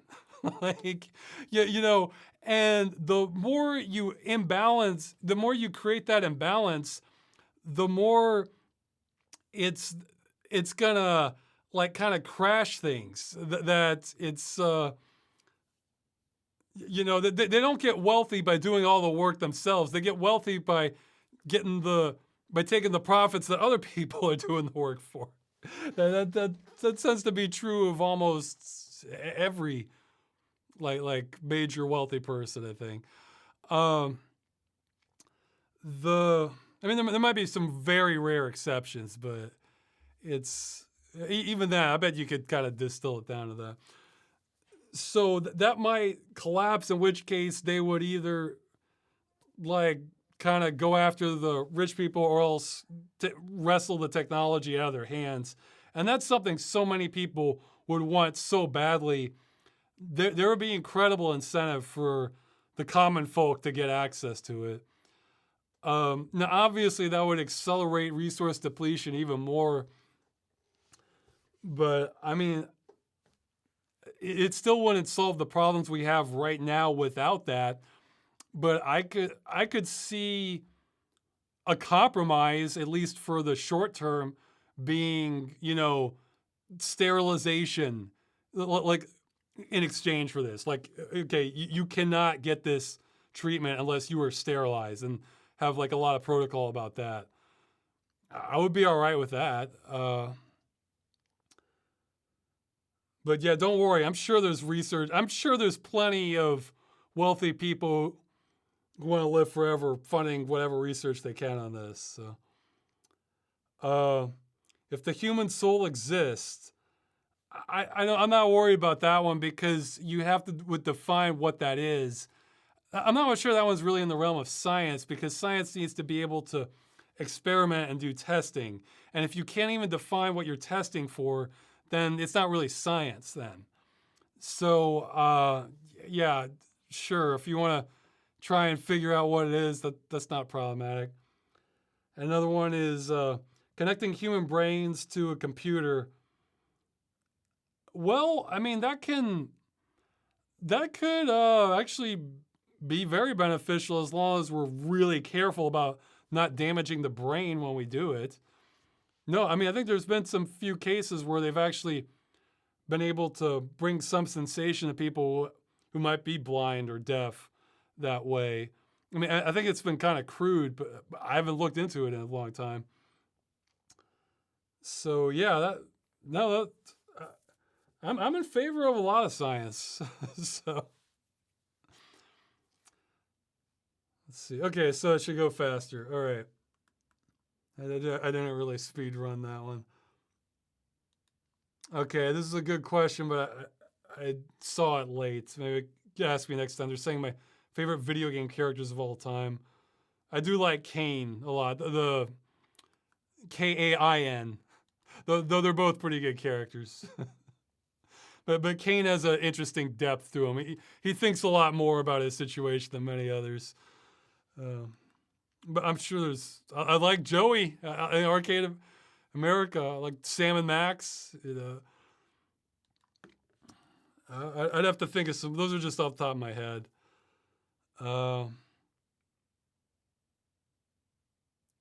Okay, skipping more. Sorry about that. Oh yeah, I guess quick. Do you ever think about why immersive sims are not that successful?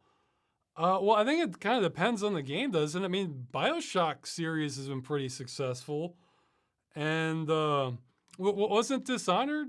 Didn't that one do pretty well? I don't. I mean, it got a sequel. There was another one I was thinking of. Which one was it? I'm drawing a bit of a blank. Yeah, I still realize what bugs me about the name immersive sim is that what somebody's already making the can't believe it's not fraud logo, huh?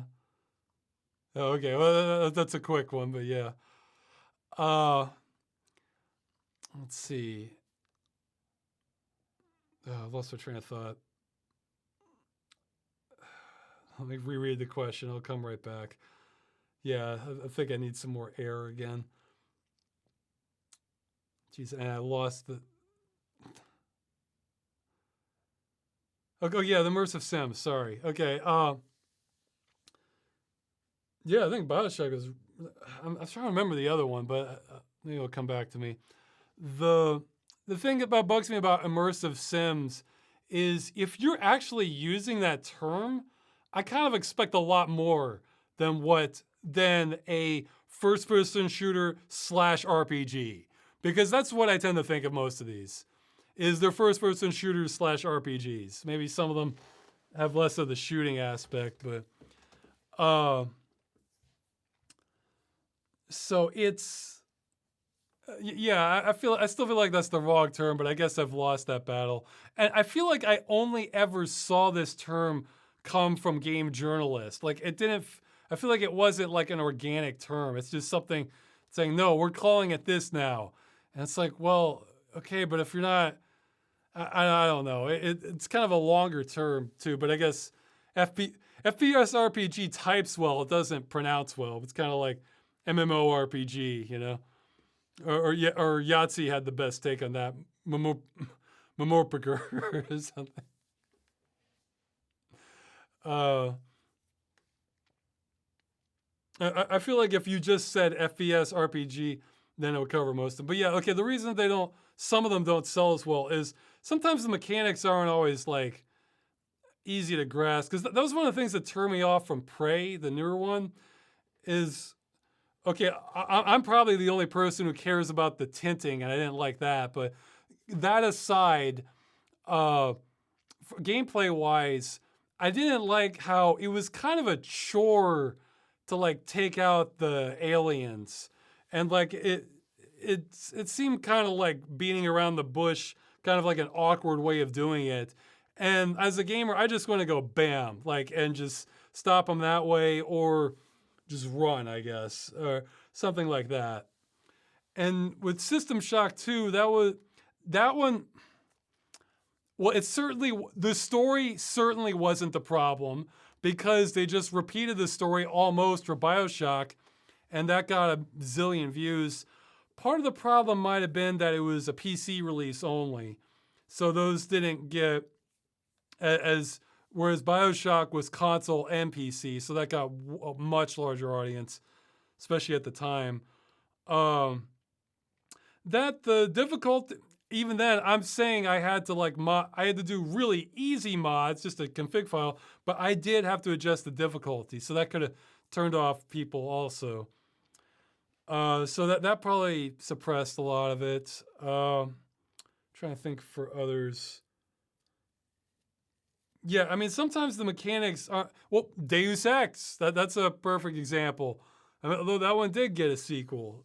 The As great as a game that is, the gameplay is not like easy to pick up and go. I mean, if you think it is, I think you've forgotten about what it's like playing your first kind of RPG or a shooter where, you know, you can't aim easily right from the get-go. You know, the shooting is not smooth in Deus Ex. Oh yeah, well yeah, that was the other one I thought of. Didn't Human Revolution do pretty well? I mean, I think that one got a bunch of sales, didn't it? Well, like I think Mankind Divided didn't do as well, but I think that'd do more with the writing. I thought Let's see, Human Revolution sales. Okay, 12 million. So I mean, maybe they overshot it with the budget. But I mean, I wouldn't call 12 million a failure. But I mean, maybe it is a big enough game that is considered a failure. I don't know. But it wasn't enough of a failure to not get a sequel, though. But yeah, so I think some of them you need a solid story, and you need you need solid writing, not just a solid story, and you need solid gameplay, and sometimes those don't always mesh together as well. I mean, Deus Ex was just amazing in terms of see, that's just it. It's the Deus Ex. It's janky gameplay for sure, but but the rest of it is just amazing, and like the writing and atmosphere is amazing when it's also not a little janky. So it's like Deus Ex just slams against it like it has problems, but the highs are so high they just blow everything else away if you can get into it, you know. Whereas the jankiness part could be a deterrent for a lot of people, and I can totally see that. So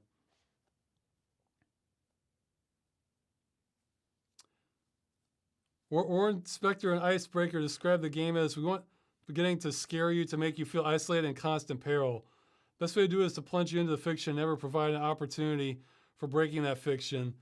Not while learning the plot, not while fighting cyborgs, not while increasing in-game abilities, never. Yeah, I mean, it's...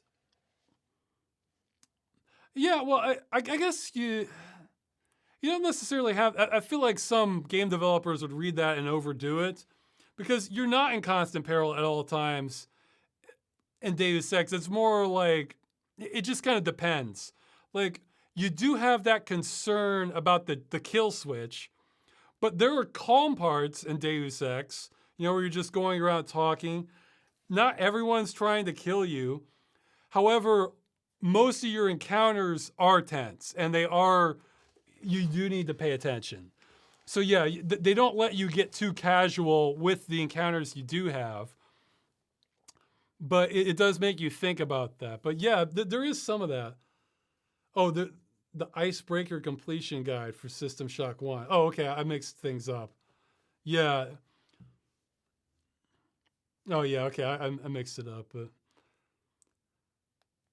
well, we'll see how the remake of System Shock 1 feels. Okay, I should get some more questions. I'm skipping some.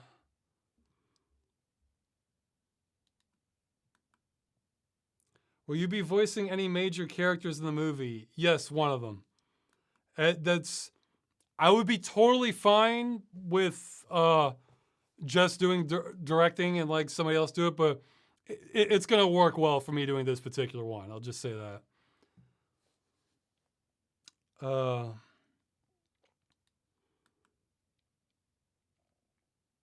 yeah, what does your dream getaway vacation look like? Where do you travel and what do you love to do there? You know, I feel like I almost want a vacation on top of my vacation where I really genuinely enjoyed myself like a year ago, where I just finally just had like a couple days off and didn't work on anything, and I just played games and watched movies, and I did exercise. I did an exercise break, and like I had a blast like doing that just for like the first 2 days, and like half of the third day, I finally felt like doing something productive again. It's like I was like enthused to do something like kind of productive or creative. So I didn't want to just keep going like Land of the Lotus Eaters and just do games forever. But those first 2 days, I was just like, I loved it. So I would kind of want to do that, but I hope to carve out enough time to do that again. But the what? Yeah, okay. So if I'm going somewhere, I guess like a dream vacation would be something where I don't know, doing something kind of exciting and exotic. Like I would like doing zip lining or maybe kind of exploring really more exotic forest or jungle, or man, there's been several of those like alpine rail or track slides where they just basically you take like a rail slide down like the entire mountain up in the Alps. That looks awesome. I think I would like visiting a lot of the Alps from what I've seen of it. It looks just amazing. Let's see for some other things. Oh yeah, well, just in general, I like amusement parks. I mean, like, so the more kind of grandiose and exotic, the better. Though I wouldn't be very picky. I like doing downhill skiing. That's fun. Yeah, a lot of my a lot of my ideal vacations revolve around like, yeah, let's have rides or like exotic things, you know. So let's see. Okay.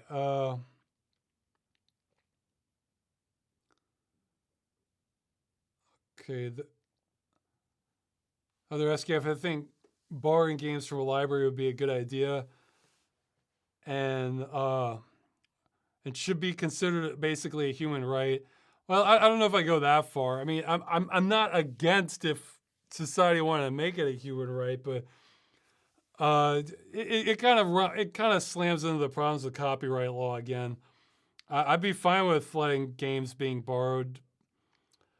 I mean, I guess the main concern is piracy, but it's all just a mess. I'm That's the sort of thing where I can kind of see both sides having very legitimate arguments. Whereas that's why I'm trying to stay focused on like don't destroy games because I don't see both sides having legitimate arguments on that. Uh, okay, somebody's asking about like AI speech software. I haven't heard of Elven Labs. Yeah, no, I think that's great that people have like opportunities to do a lot of. I think I'm less excited about voice software than I am about. I think the Dream software is going to be my number one use of that, but I'm more interested in it where how it's going to be used in games, where you used in something else. Like, say you had something like an Elder Scrolls game where they've written up prompts for like every single character, and you're going to get deep and long conversations with every character in an RPG if you want to, uh, and uh, and maybe you could combine that with voice generation. So you go and talk to that character. They're going to talk about things that it's a pretty intelligent response to what you're talking about. And imagine that for like every character in that world. That would suck people in like hell. I mean, some people more than others. I think I might. To me, it depends. I think I would personally would still prefer like a well thought out plot and script. However, this would be great padding. Like if like let's say I'm liking the main story, but I just want to talk to a few of the locals too, and makes it seem more real. That would be great. So. Somebody's saying poor voice actors. Yeah, it's gonna come for a lot of people. I mean, the voice actors could still have work, providing the samples, but that's gonna be kind of a one-time gig for it. So, uh, yeah, it's coming for a lot of jobs, but that goes back to what I said earlier. It's like we really, it's not just creative types. It's a lot of jobs that are getting displaced by automation. So the sooner we deal with that, the better. Does the Yakuza game series interest you? Maybe a little bit. Oh man, there was a game that had a good trailer that some people were comparing to Yakuza. Oh, what was it? It was something like Warrant Dead or Alive or something. It's not Dead or Alive. It's something like it was wacky. It was out there. I almost made a Twitter post on it. It's that's an example of blending, putting some genres in a blender. Wanted Dead, that might be the name of it. And somebody was saying it was like Yakuza plus some other PlayStation 2 stuff. Oh yeah, plus Lollipop Chainsaw plus something else. Like it's put like this. It's a trailer worth watching. I'll say that. I don't think. I feel like whoever made it had a vision and they ran with it. So, uh, okay. Somebody's saying terrible game. Yeah, I get the feeling. The impression I got was like it's for a niche audience, but for sure watch the trailer. Like the trailer's interesting. Oh yeah, maybe a little bit of Shenmue or something in there, but it just had like a lot going for it. I mean, not necessarily going for it, but just running with it. Like, let's just have everything in there, and we are gonna go in all in on this. Let's see. Here, right. Wanted Dead.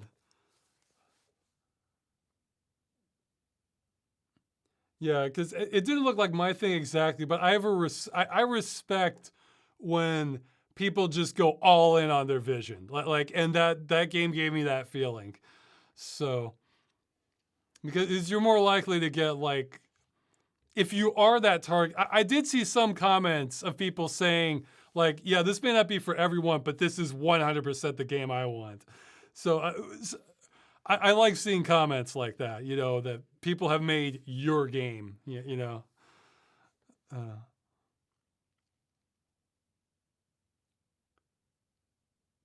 okay, skipping more. I went on too long again. Okay, I'll answer this because this got asked a few times and I did. Have you played or known about Deep Rock Galactic? Yeah, I tried it finally. I mean, I like the dwarf dialogue and the theme, but I didn't really get into it. My impression of it was kind of Left 4 Dead with more with resource gathering quotas. That's what it felt like, and it just felt too much like busy work to me. I may have. Okay, this is gonna sound like heresy to some people, but I've never really gotten into the Left 4 Dead formula. I mean, yeah, I've played the Left 4 Dead games, and I've played the Vermintide. I played Vermintide 1 and 2, and I really like but I've really just kind of gone through it and played the campaign, and that's it. I've never like really gotten into the mechanics of it. It never. It always just. I kind of went through it sort of like a tour of like the world that they made, and I thought it was great on that front. And it's the sort of thing I'd even like to see again in VR. But like the mechanics just never quite clicked with me. So, yeah, I guess that's the thing of it. Oh, and I'm kind of curious. I was looking for a video a while back and I couldn't find it. Feel free to post a link maybe in the comments or something.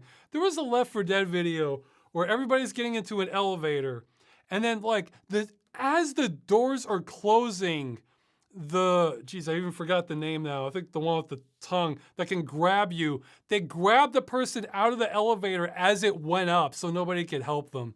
If you know which video clip that is, you can send me a link. I wouldn't mind making a note of that. I thought that was a good moment. Like they stole them out of the elevator just like as the doors were closing, you know, so.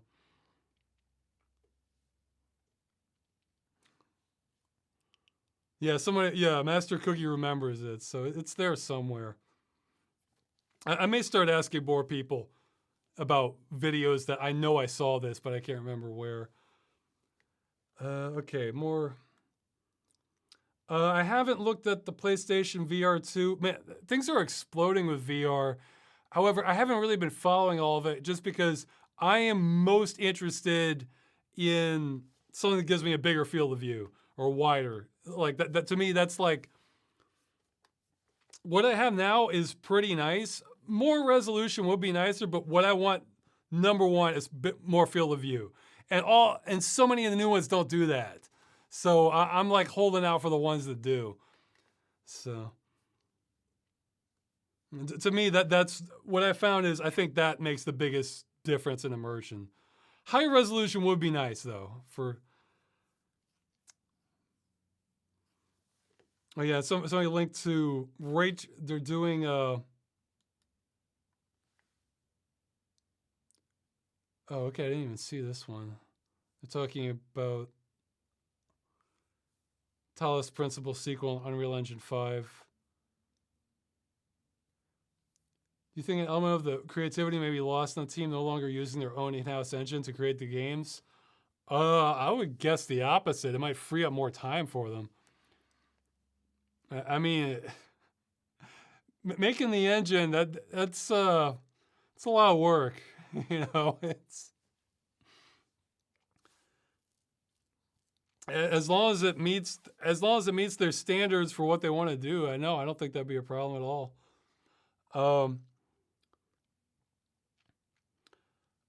Yeah, somebody linked to a trailer that showed a Half-Life original with ray tracing.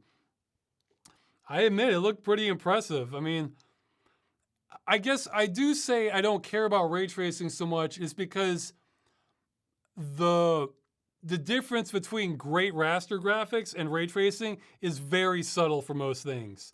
However, if you're just taking a 90s game and giving it like a complete lighting facelift, then that can look pretty cool. And that trailer did look cool.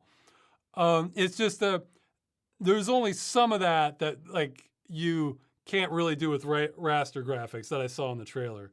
Though they did show off some stuff, like like that was a good trailer. That was a very good trailer. I personally would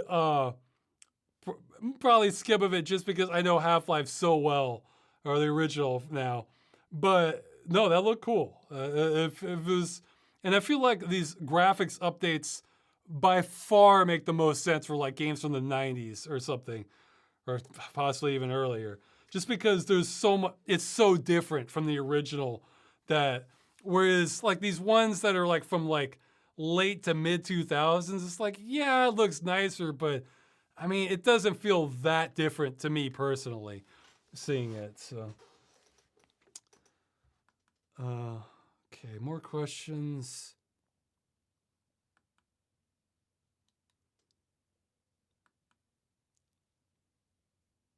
Was releasing Freeman's Mind 2 on April 1st intentional? Yeah, it was. I figured I just let's mess with people's heads, especially in a good way. In a good way. I don't like doing April Fool's jokes that are like too mean because they get your expectations up way too high. But yeah, I wanted the confusion. So. Okay, you guys can start asking questions. Do the @Ross broadcast. Thoughts on the recent controversial AI animated short that Corridor Digital put out? Oh, I haven't seen it. Sorry about that. I didn't get to looking this far into the questions. Man, okay, I'll tell you something about AI animation. I have this sinking feeling that it's going to be exactly where I want it to be as soon as I finish the movie. Like, because I would love to be able to tell, like, okay, just talk to the computer and say, like, okay, have this character walk to this point and then turn. Okay, have this character start standing in a shifty manner, or it's like, okay, no, more shifty. Okay, I have this character act scared and just walk. That would be literally be like 100 times faster than making it, like than the way I'm going to be doing it. Oh my God, I would love that, but we'll see. I get the feeling by the time that trickles down to when people at my level can use it, then I'll be done with the movie. So, but that might be a lot of encouragement for future stuff. So we'll see. I can't wait for better AI.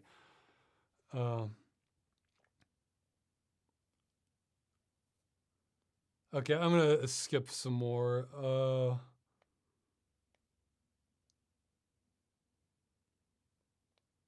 Not even familiar with this game.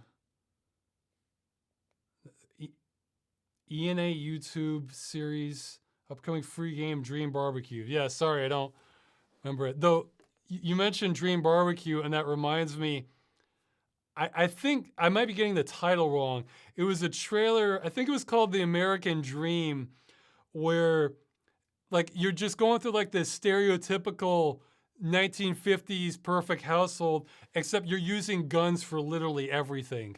Like they're having a barbecue and you see them having like two guns and he's like flipping the burgers with the guns, and like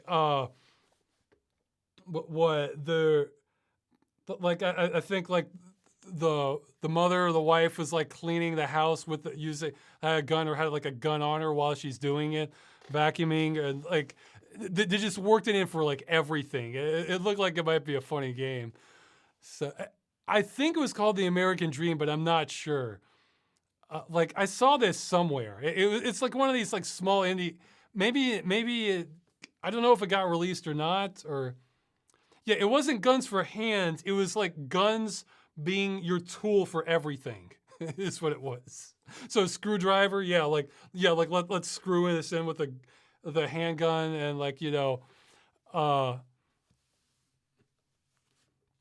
I forget the title, but I think it was that. But yeah, that seeing Dream Barbecue made me think of that. So I definitely remember them like flipping the barbecue, flipping the patties, or like, poking the hot dogs or something with the guns. The AI Ross has me hostage. He threatens to Rocco's basilisk me. I don't even know what that is. If I don't do as he says. Okay, well, that's between you and the AI. It's out of my hands now. Will you do streams in the future playing any more games or playing games with fans? Yeah, I might. It's just I deprioritized it. Sorry, I gotta get caught up on more things. Is the problem? Are you happy with the current state of social media and how many people are addicted to their phones? Well, not happy about that. I mean, I don't think that's our biggest problem, but yeah, it can lead to problems. It's probably a lot harder if you are addicted. I'm not addicted to either one of those in the slightest, so it's probably not as good a person to ask. Okay, so live questions. How's your experience with scented candles? I cannot really smell them. I mean, they smell all right. Being married, I do smell scented candles because, look, yeah, that's the thing I talked about being older and seeing things differently. I realize I almost start seeing people as like programmed in certain ways. My wife is programmed to want candles, so that's definitely something that's just going to happen one way or another, Or yeah, we mentioned The Sims, and you start seeing those patterns a lot more, I think, or I do as I get older. We mentioned The Sims. You know how some Sims have propensity for some things over others. It's like that. Just because how I'm on my quest to see other worlds in 3D and experience media I like a lot. Are you still curious about? Sorry, lost it. About Diablo 4, or have you lost interest? Oh, I haven't been following. Oh, I'm definitely interested, but there's no way I'm paying for it full price. So that's one of those things where, yeah, maybe I'll play it in a year or two or longer. But Blizzard games take a while to drop more in price. So, I mean, I don't like how it's online only. I didn't like how Diablo 3 is online only, at least on PC. But yeah, I mean, I'm interested. I don't know many details about it. I've been sort of staying in the dark on it. But I mean, that's the thing. Even though I've been sort of disappointed by the Diablo sequels, it's not that I hate them. I mean, I've played a lot of action RPGs, and Diablo 4, at least what I saw months back, looked more promising than 3. So we'll see. Somebody's saying that, oh my God, found it. Oh, okay, then maybe they found it. Yeah, the American Dream is. Yeah, that looks like the trailer. Okay, so it was a VR game. It looks like. Yeah, so your guns are your tools for everything. Yeah, they're.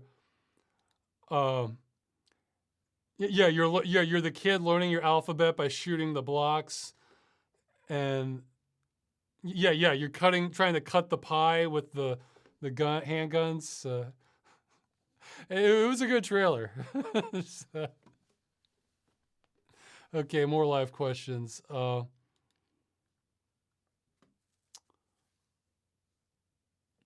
See, have you checked out the AI program called Misleading that uses AI to generate textures for you? Oh no, I hadn't heard of that. That sounds intriguing. Let's see. Misleading. Okay, try to write that down for myself. Do you think this would be proficient? Okay, you gave a link. Let's see what the link is. Okay, I'm just skimming this. It's not completely clear to me what they're doing just from the video here. Okay, I guess they're just filling in the wood textures, like they're generating it on the fly, or I'd have to look more into that to really make a judgment on it. But yeah, again, look, I'm all in on AI assisted tools. Like, give them. I mean, like, it's especially animation for me. But yeah, I, I'm very pro AI on lots of things. So, I mean, I obviously don't want it ruining people's lives, but I feel like a lot of stuff's going to be happening anyway. So it's like the better thing to do is try to figure out how we could just take care of people in general. But that's a much harder thing to do. Any thoughts about incoming game Stormgate from former Blizzard employees? Do you think there's a place for real-time strategy games in a sports? Yeah, of course. I mean, I don't know how big the market is, but I think if you make a high quality, well, Iron Harvest came out not long ago. They've been having DLC or expansion since then. Yeah, no, I mean, you need to know how big your audience is for the niche titles. I don't think it's super niche. It's just, as long as you can keep the production value in line with your audience, then yeah, why not? And they'll probably get some more recognition being a former Blizzard employee because that gives them some marketing PR. So, I'm not. I skim this, but I forget the details. Like if they were like a StarCraft 2 employee or something like that, or former Warcraft. So that they have a name already. So, what is your opinion on studios like Epic killing games such as Paragon, then releasing all assets free to the world to resurrect the games themselves? I will take that as a compromise. I don't like it, but I can't say you're not trying to make right by what you're doing. Okay, so I think we should strive to do even a little better than that. However, there are plenty of games that don't die that people would love the developers to do something like that. So it's kind of a look. I'm never going to come after you if you're doing that with your game that you're killing. All right. If you release just all the assets, say you're washing your hands of the matter, but the game doesn't run, I'm never going to come after you for doing that because that's above and beyond. Yeah, I mean in some ways that's even better than if you just make your game runnable. In other ways, it's not as good as making a game runnable. But yeah, no, that's great. I love it when that's very rare, but it's good. Okay. Let's see. Any other questions? Are you concerned if AI-generated voice lines are based on voice actors who are deceased and may also be used for selfish purposes? I mean, I don't know if concerned is the right word. It's more like, yeah, there could be some stuff that's distasteful, but at the same time, there's, maybe to the family, I guess, but at the same time, I think, like, if it was done tastefully, I think people would just love it. I mean, we're getting, I'm trying to think of how to word this. I feel like, I think I'll just, my thoughts on all this sort of thing, it's not like a black and white thing, but it's more like the thought of somebody being offended by something, to me, is just so much lower a priority than something like people like can't put food on the table. Like we're leaving, and it's, no, I mean, if there's more tangible problems like impersonation being used for scamming or ransomware, yeah, that could be a really big problem because that is like real tangible benefits. But even for being offended, some things are just people should get over themselves. Some things are incredibly distasteful, and there's like the whole spectrum in between, and that's really subjective. But once you can point to like real harm or that's like being done to people, that's just, to me, that kind of takes priority over everything else. So it's like I don't tend to dwell so much on the stuff that's like, oh, okay, somebody did this and somebody else is offended. So there's always, like, it's not to dismiss all offensive stuff, because some stuff is incredibly distasteful, and the only purpose is just to basically make people miserable. But this other stuff, it's like, other things are just like a really edgy joke. Their intent isn't to be, it isn't to be malicious. It's just that they may have a really rough sense of humor, that sort of thing. So and I can be kind of sympathetic to both sides of that sort of thing, but there's like an old, I think it was Bloom County or Outland comic, where they have these people getting offended by overreacting everything, and then like the comic ends, they're like, oh my God, life is offensive, and then you can kind of drift into that. It's a spectrum. It's a spectrum. But yeah, I care more about the more people don't have work, and that doesn't just extend to creative things. I feel like anyone who just wants to survive, but is having a lot of problems doing that, many of which are related to job automation, I'm sympathetic to, and I feel like that should be one of our top priorities.